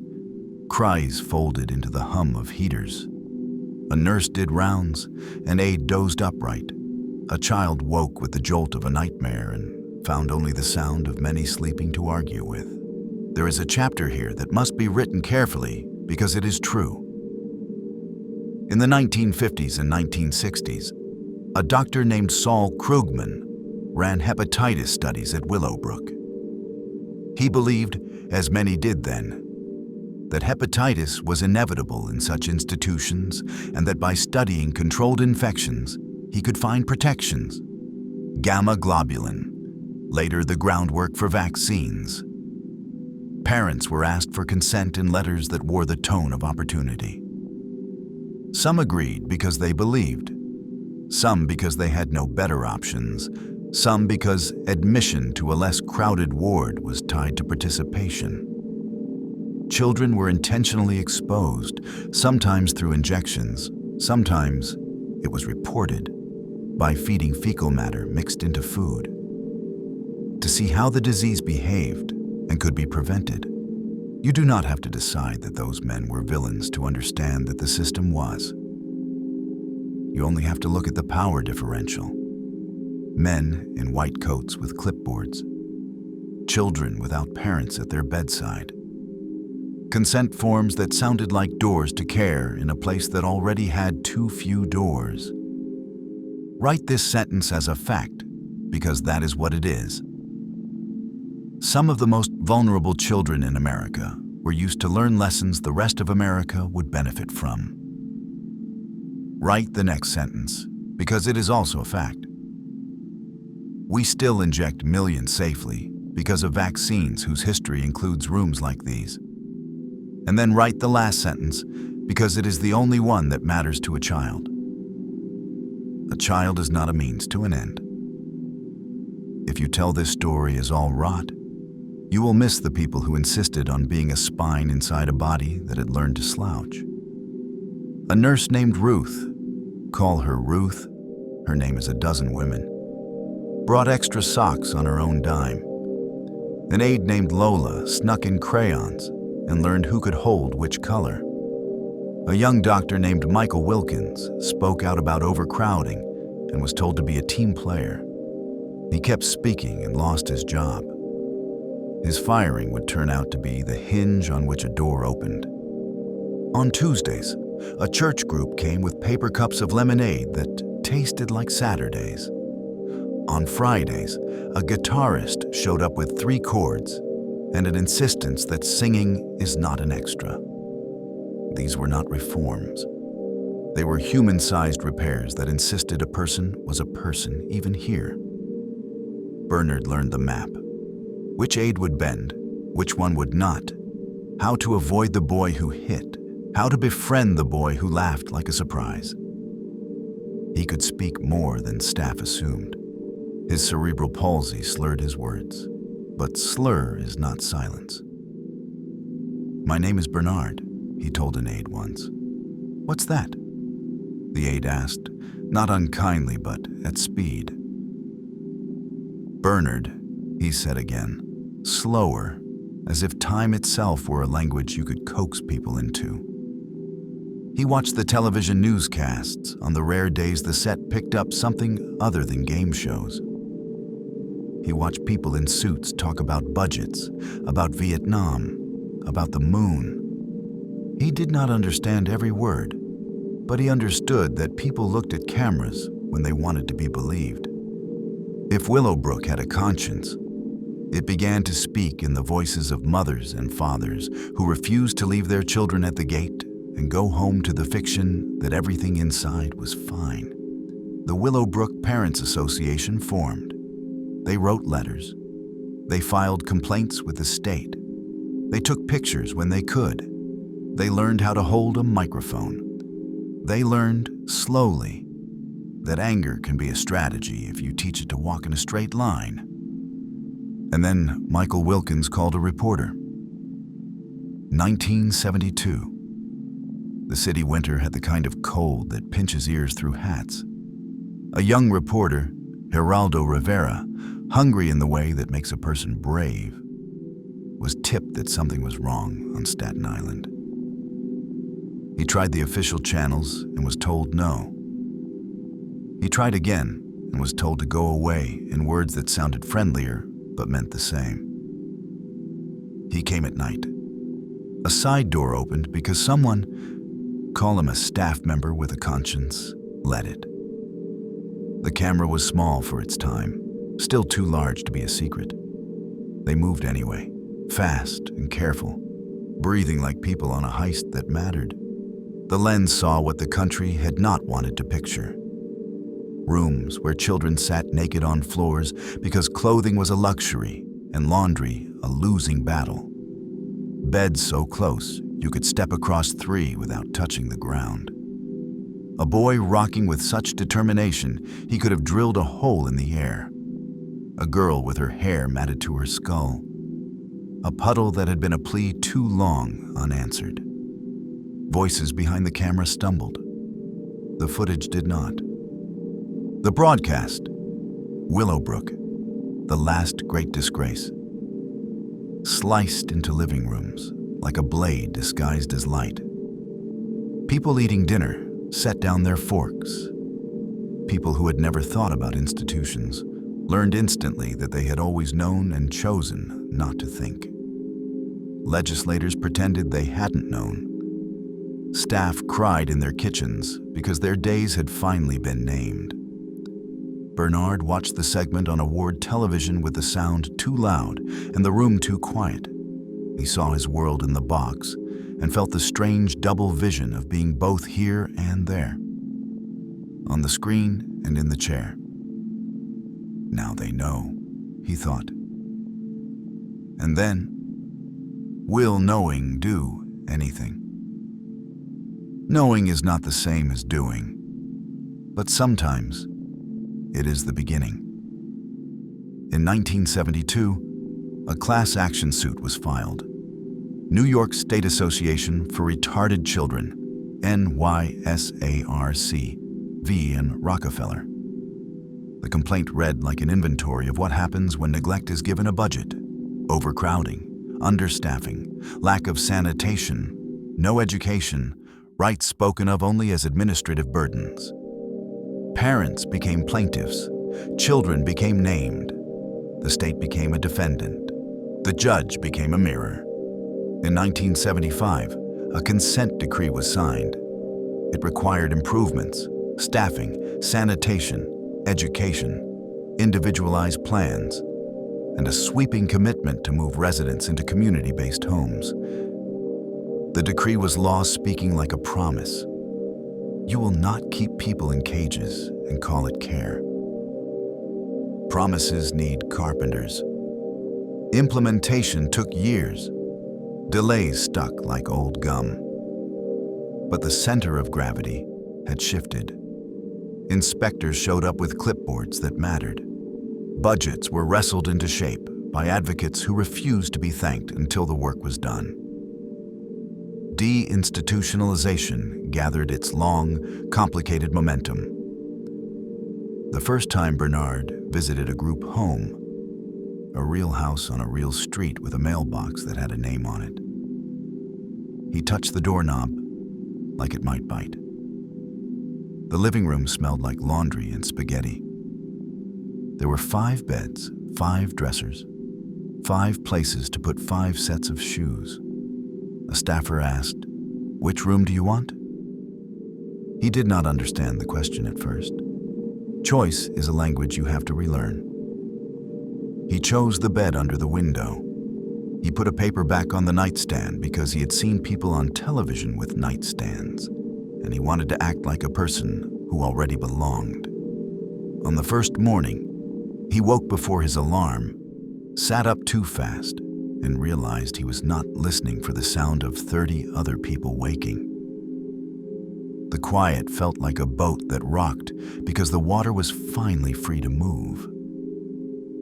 He learned the bus route to the sheltered workshop, then to a job in the community, then to a union meeting where people argued about hours and pay in voices that assumed everybody present had a stake. He learned that advocacy is a job some people get paid for and a job some people do because they owe the day that much. He stood in front of a microphone in a room with board officials and spoke slowly, because slow is not the same as unsure. "My name is Bernard," he said. He told them what the ward smelled like in July. He told them the way a spoon feels in your mouth when someone feeds you too fast. He told them how it felt to choose a bed. He told them that names are doors and that he was now living behind one with his name on it. By 1987, Willowbrook closed as a state school. The campus did not vanish. Buildings rarely do. Parts became the College of Staten Island. Parts housed smaller, licensed facilities. Memorials were planted, plaques installed, histories written down in text that learned to keep its verbs honest. But bricks have long memories. A person walking under a certain archway swears the air cools for a second like a hand placed on a forehead. A staffer passing a certain corner pauses because corners teach people to pause. The land, too, remembers. It is neat to finish with heroes and villains. The end of Willowbrook was not neat. Some staff had been cruel because cruelty is a habit institutions learn faster than compassion. Some staff had been heroic without a cape, doing the arithmetic of impossible days and still finding room to write a child's name on a cup. Many were both at different hours of the same Tuesday. On the last week, a nurse, call her Ruth again, walked the wards and said goodbye to each bed, each window, each squeak in the floor. She had worked there 20 years. She knew where the building groaned when winter pushed, where the summer flies gathered, which radiator made a noise like a sigh at midnight. She left with a box and a keychain and a memory that would not unspool without catching. Parents aged. Some died before they saw their children in homes where meals were cooked in a kitchen with a fridge covered in magnets. Some lived long enough to revisit the rooms where they had once been told, "This is the best we can do," and to answer, it was not. They joined boards, attended meetings, learned budgets like languages, and insisted that vigilance is what love looks like when love grows up. Years later, Bernard stands in his kitchen. It is Tuesday. The kettle complains the way it always does before boiling. The radio murmurs about a city council vote. On the fridge, a schedule, a photo of a cookout where the burgers burned a little and nobody minded. A magnet from a beach he visited because he wanted to see what the horizon looks like when it is only horizon. He pours tea. He sets 2 cups because a friend is coming by to go over testimony they will give tomorrow. He writes a bullet point. Say your name first. He writes another. Tell them how the bed felt under the window. He writes a third. Ask for more staff and better pay. Tell them this is cheaper than suffering. He opens the window. The air carries the smell of rain. He thinks of a corridor he walked a long time ago, and the sound a door made when it decided it knew more about his future than he did. He thinks of a microphone and how a voice can learn to pace itself so it will last to the end of the sentence. He takes a breath, the kind that fills your back as well as your chest. A key turns in the lock. His friend arrives without knocking because friendship is what happens when you stop knocking. We have walked through a place that called itself a school and behaved like a warning. We watched a camera become a crowbar, a lawsuit become a blueprint, and a boy become a man who writes his name on a line and dares the line to move. For our last journey, we're not following a single person. We're walking a building, an imagined one, stitched together from blueprints and memories, headlines and hush. So we can ask a final, necessary question. Where did these places come from? Why did we close them? And what did they leave inside us after the doors were locked? This is the story of the American asylum. How it began as a promise, swelled into a system, collapsed under its own weight, and then kept living in our culture like an echo that refuses to fade. The word asylum once meant sanctuary. That's the sign above the gate in our imagined tour, hand-carved, hopeful, honest.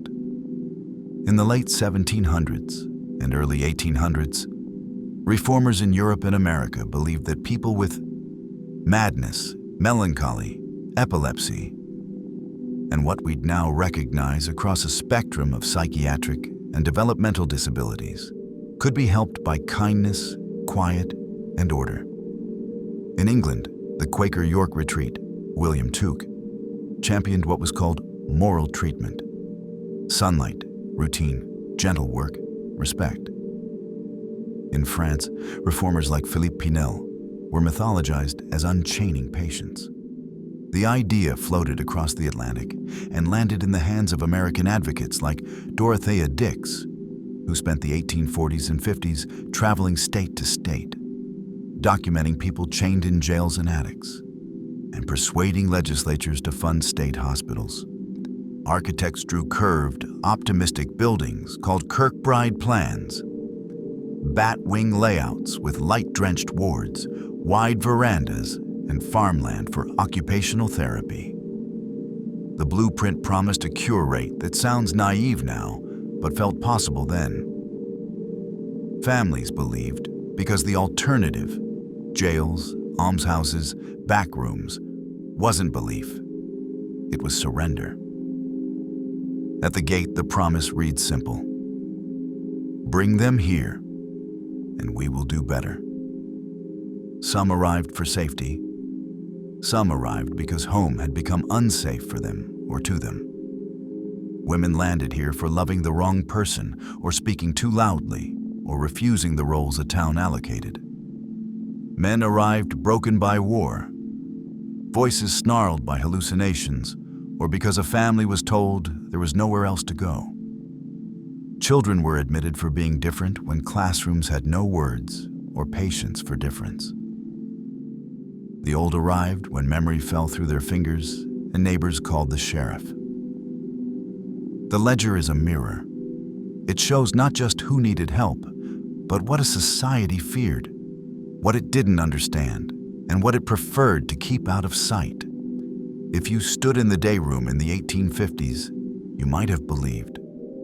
The mornings began with light and tasks: gardens to tend, laundry to fold, bread to bake, music hour in the afternoon, tea, a doctor who learned your name, a superintendent who believed the building itself could heal, fresh air, exercise, clean sheets, purposeful work.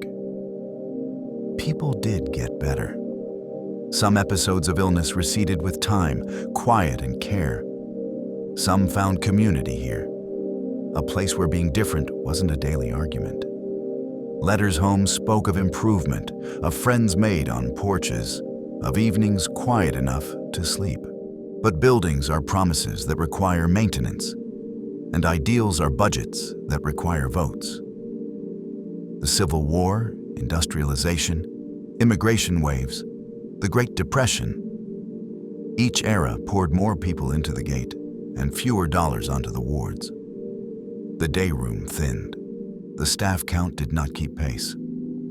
By the early 20th century, many asylums had swollen beyond their design. Overcrowding turned moral treatment into crowd control. Underfunding taught buildings to run on routines instead of people. Understaffing meant patience was a luxury purchased by those who had any left. Occupational therapy slid into unpaid labor. Restraints, once banned, returned by other names.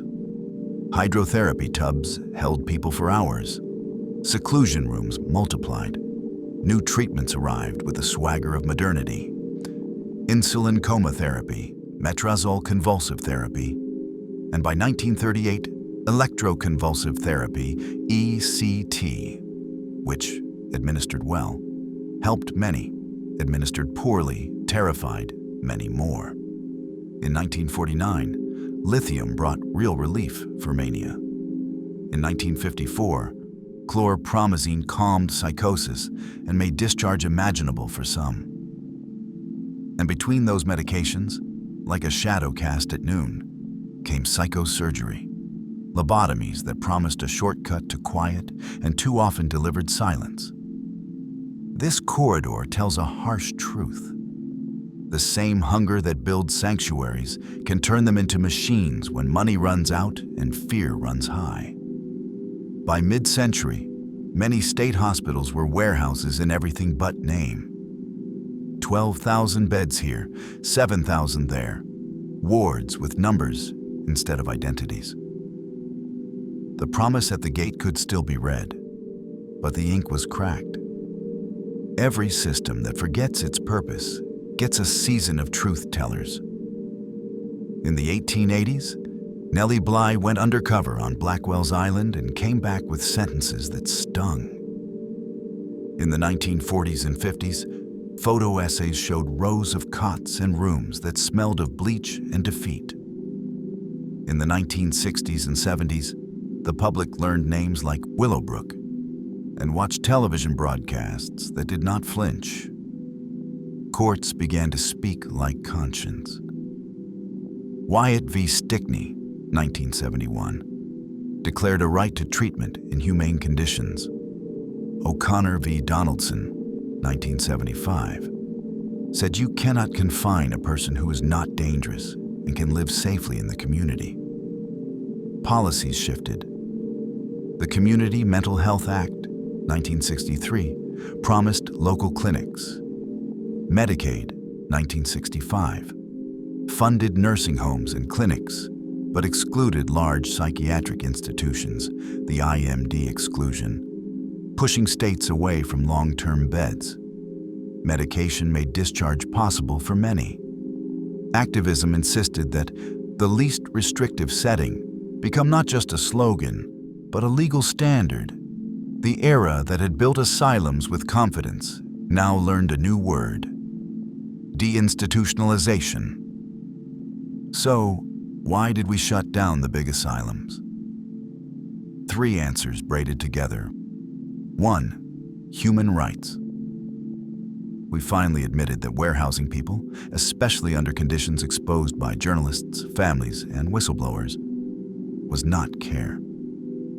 Lawsuits and Supreme Court rulings made it hard and illegal to lock people away without cause or treatment. 2nd, medicine changed. Antipsychotics, mood stabilizers, and better talk therapies meant many could live outside hospitals if outpatient care existed. 3. Money moved. Federal and state funding streams favored community programs and nursing facilities over massive state hospitals. The IMD exclusion made large institutions financially radioactive. Hospitals closed. Censuses fell from tens of thousands to a fraction.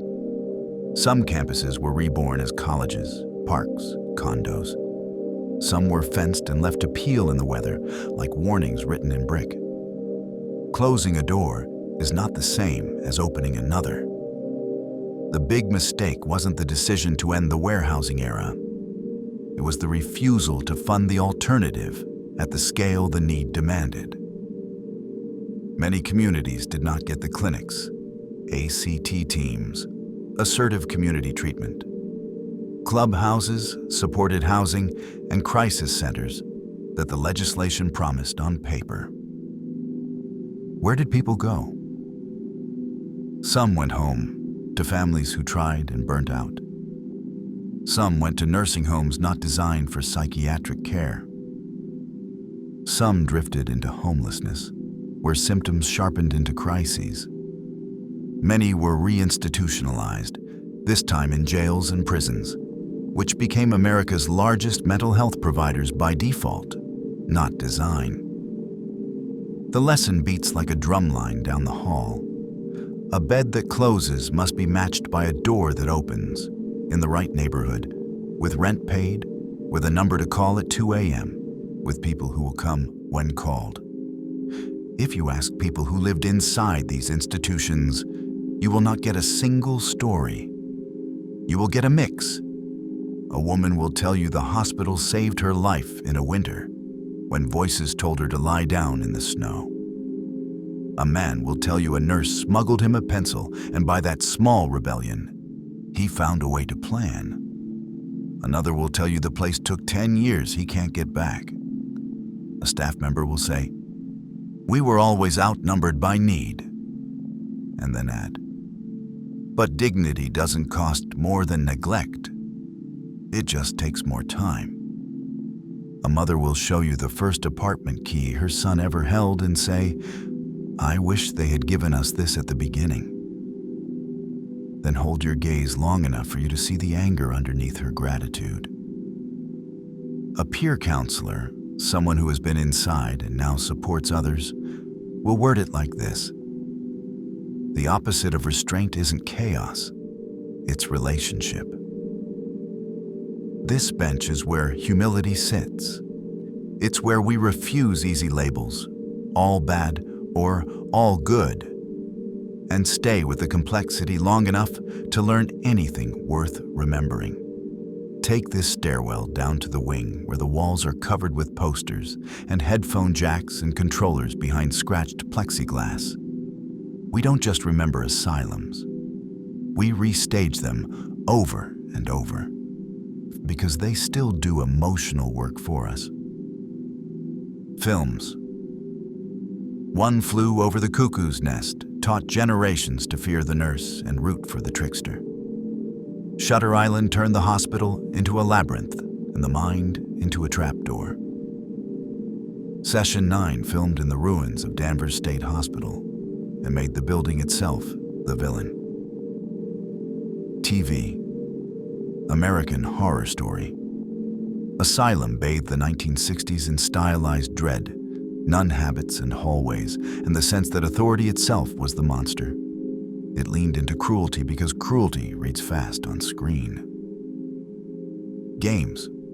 Outlast drops you into Mount Massive Asylum with a camcorder and no weapons, raising your pulse by forcing you to hide and run.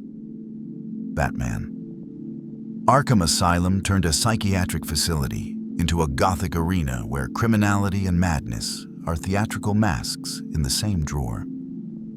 Podcasts and audio storytelling. Whole feeds orbit the lore. Exposes, survivor stories, abandoned places tours, deep dives on lobotomy, electroshock, and the Kirkbride plan. Even when shows are careful, they trade in a vibe. Flickering lights, echoing steps, a sense that authority plus mystery equals danger. Why do we keep returning? Because asylums are the perfect stage for questions we don't know how to ask in daylight. Who decides what's normal? Who holds the keys? What happens when help becomes harm? There's a risk, though. The more we frame psychiatric care through horror tropes, the easier it becomes to stigmatize the living. People who need help now in clinics and ERs and apartments with thin walls. The fix isn't to stop telling asylum stories. It's to tell better ones, to hold tension without turning people into monsters, to center consent, to show the slog of good care and the beauty of boring recovery. The big buildings mostly closed. The need did not. What stands in their place is a patchwork. Acute psych units in general hospitals. Short stays measured in days. Forensic hospitals. Long-term care linked to the courts. Crisis stabilization units and peer respites. Short-term sanctuaries. ACT teams, mobile crisis and clubhouses. Care that goes to people, not the other way around. Supported housing with on-site staff. 988 and crisis lines for a first call that isn't the police. Community clinics that are lifelines when staffed well, and waiting rooms when underfunded. There is progress here. Trauma-informed care, harm reduction, peer workers in leadership. But also gaps. ER boarding, staff shortages, cultural mismatches, wait lists that turn treatable illness into chronic suffering. If you ask clinicians today what they need, the answers are not mysterious. Time, housing options, continuity, and the authority to say yes to what helps, rather than only no to what's paid for. Close the history books too quickly, and the future will write the same first chapter. Jails and prisons are asylums by another name, when they hold thousands of people whose crimes are symptoms and whose sentences are longer because of illness. Tent cities and underpasses become open-air wards when housing is unaffordable and services are rationed. Locked treatment centers spring up for profit when regulation sleeps. Research without oversight always finds a convenient population. The lesson of the asylum era is not never build buildings. It's never build systems that confuse containment with care. If a person's life improves only when a camera arrives, you did not have a treatment plan. You had a PR problem. In the closet of our imagined building, a Utica crib, a barred bed once used for restraint, a leather cuff, a treatment manual with the word cure on the cover like a dare, a superintendent's log where the handwriting devolves to gloom in winters with budget cuts, a deck of patient-made playing cards, a staff coffee mug that says, "We're short-staffed, be kind," a violin with one string left, a pressed flower in a Bible, a discharge paper signed with a hand that shakes. Artifacts don't argue. They prove. If this were a live tour, this is where we'd hand the microphone to people whose names we learned along the way. A former patient. Sometimes the worst thing wasn't the restraint. It was the boredom. Hours that didn't belong to anyone. A nurse. I could make it better for one person for 10 minutes. I learned to treat 10 minutes like a sacrament. A sister. He came home with a pillbox and a case manager's card. The pillbox we could understand. The card was a miracle, someone whose job was us. A peer specialist. When I say I've been there, I'm not making conversation. I'm opening a map. A judge from a mental health court.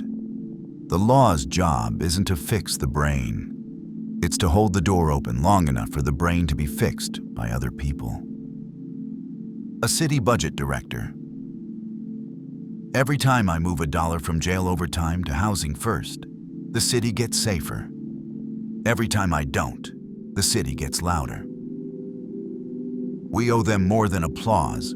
We owe them follow-through. If you want a short list, you can read aloud at a council meeting or tape to the inside of a laptop. Dignity is a method, not a mood. It's built into schedules, staffing ratios, and the way you knock before entering a room.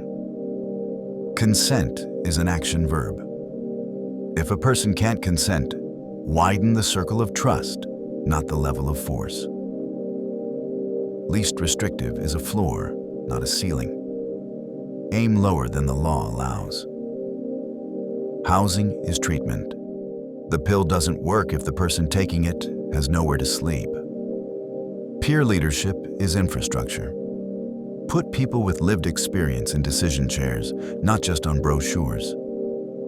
Measure what matters, not just bed turnover and compliance, but belonging, safety, and how many times did you need to call us at 2 a.m., and how fast did we come? Fund the boring, the meetings, the supervision, the training, the raises that keep the right people. Boredom is where good systems are built. So why don't we have asylums anymore? At least not the vast, self-contained cities they once were. Because the promise turned into a warehouse, and the warehouse turned into a warning. Because medicine evolved. Because families and journalists pried up the floorboards and showed us what had fallen through the cracks. Because judges wrote the word rights where the word policy had been. Because we recognized that a building can't cure loneliness, that a regime can't stitch dignity back where it's been torn, that care must be close to where people live, or it will curdle into custody. We closed the big ones because we had to. We struggle today because closing is half a verb. The other half is building, the slow, unglamorous architecture of community. And still, the story persists. Podcasts murmur in earbuds on commutes. TV anthologies turn history into allegory. Games hand you a camera and say, run. Outlast makes your breath loud in your own ears. American Horror Story. Asylum makes the habit of cruelty look cinematic. Cuckoo's Nest dares you to choose between chaos and control, then shows how both can swallow a person if you forget to ask them what they want. Arkham Asylum turns a hospital into a myth about crime and madness, reminding us how easily we blur the two if we're not careful. We keep returning to this setting because it offers a simple stage for complicated questions. That's fine. But if the story ends at the scream, we're just collecting chills. The point is to come back from the ruin and ask what we owe the living. We are back at the gate. The sign that once promised sanctuary is weathered. You can still read the word asylum if you stand at the right angle. A breeze pushes through broken windows and out across the lawn. Somewhere, a late train sounds like a long exhale. Here's what we know now. We built these places because we believed distance and order could heal. We closed them because distance and order became a disguise for neglect. We live with their ghosts because the needs they held didn't vanish when we locked the doors. We tell their stories because we're still negotiating who deserves help, who holds the keys, and how to build systems that do not require forgetting the people inside them. If you listen closely, you can hear two sounds at once: the echo of all that went wrong, and the quieter rhythm of what can go right. 10 minutes patience on a Tuesday. A rent voucher signed. A mobile team arriving before a crisis becomes a crime. A peer worker saying, "I've been there," and meaning you're not alone anymore. We turn off the lights, not to forget, but to remember better. We step outside, not to leave the story behind, but to carry it, with enough detail to stop us from rebuilding harm, with enough hope to keep us building what works, and with enough humility to keep asking the only question that matters in the end. If I were on the other side of the door, how would I want to be met? Thank you for walking with me through these corridors of memory and truth, for listening to voices that history tried to hush, and for daring to carry them forward. This has been True Stories of the Unseen Mind, and I'm honored you chose to spend your time here. Until we meet again, take gentle care of yourself, and take gentle care of one another. And now, as the stories settle into the quiet and the night draws its softest curtain, Allow yourself to drift into rest, into safety, into the kind of dream where the rooms are warm, the doors are open, and every name is spoken with kindness. May you find comfort, understanding, and peace, wherever your mind may wander.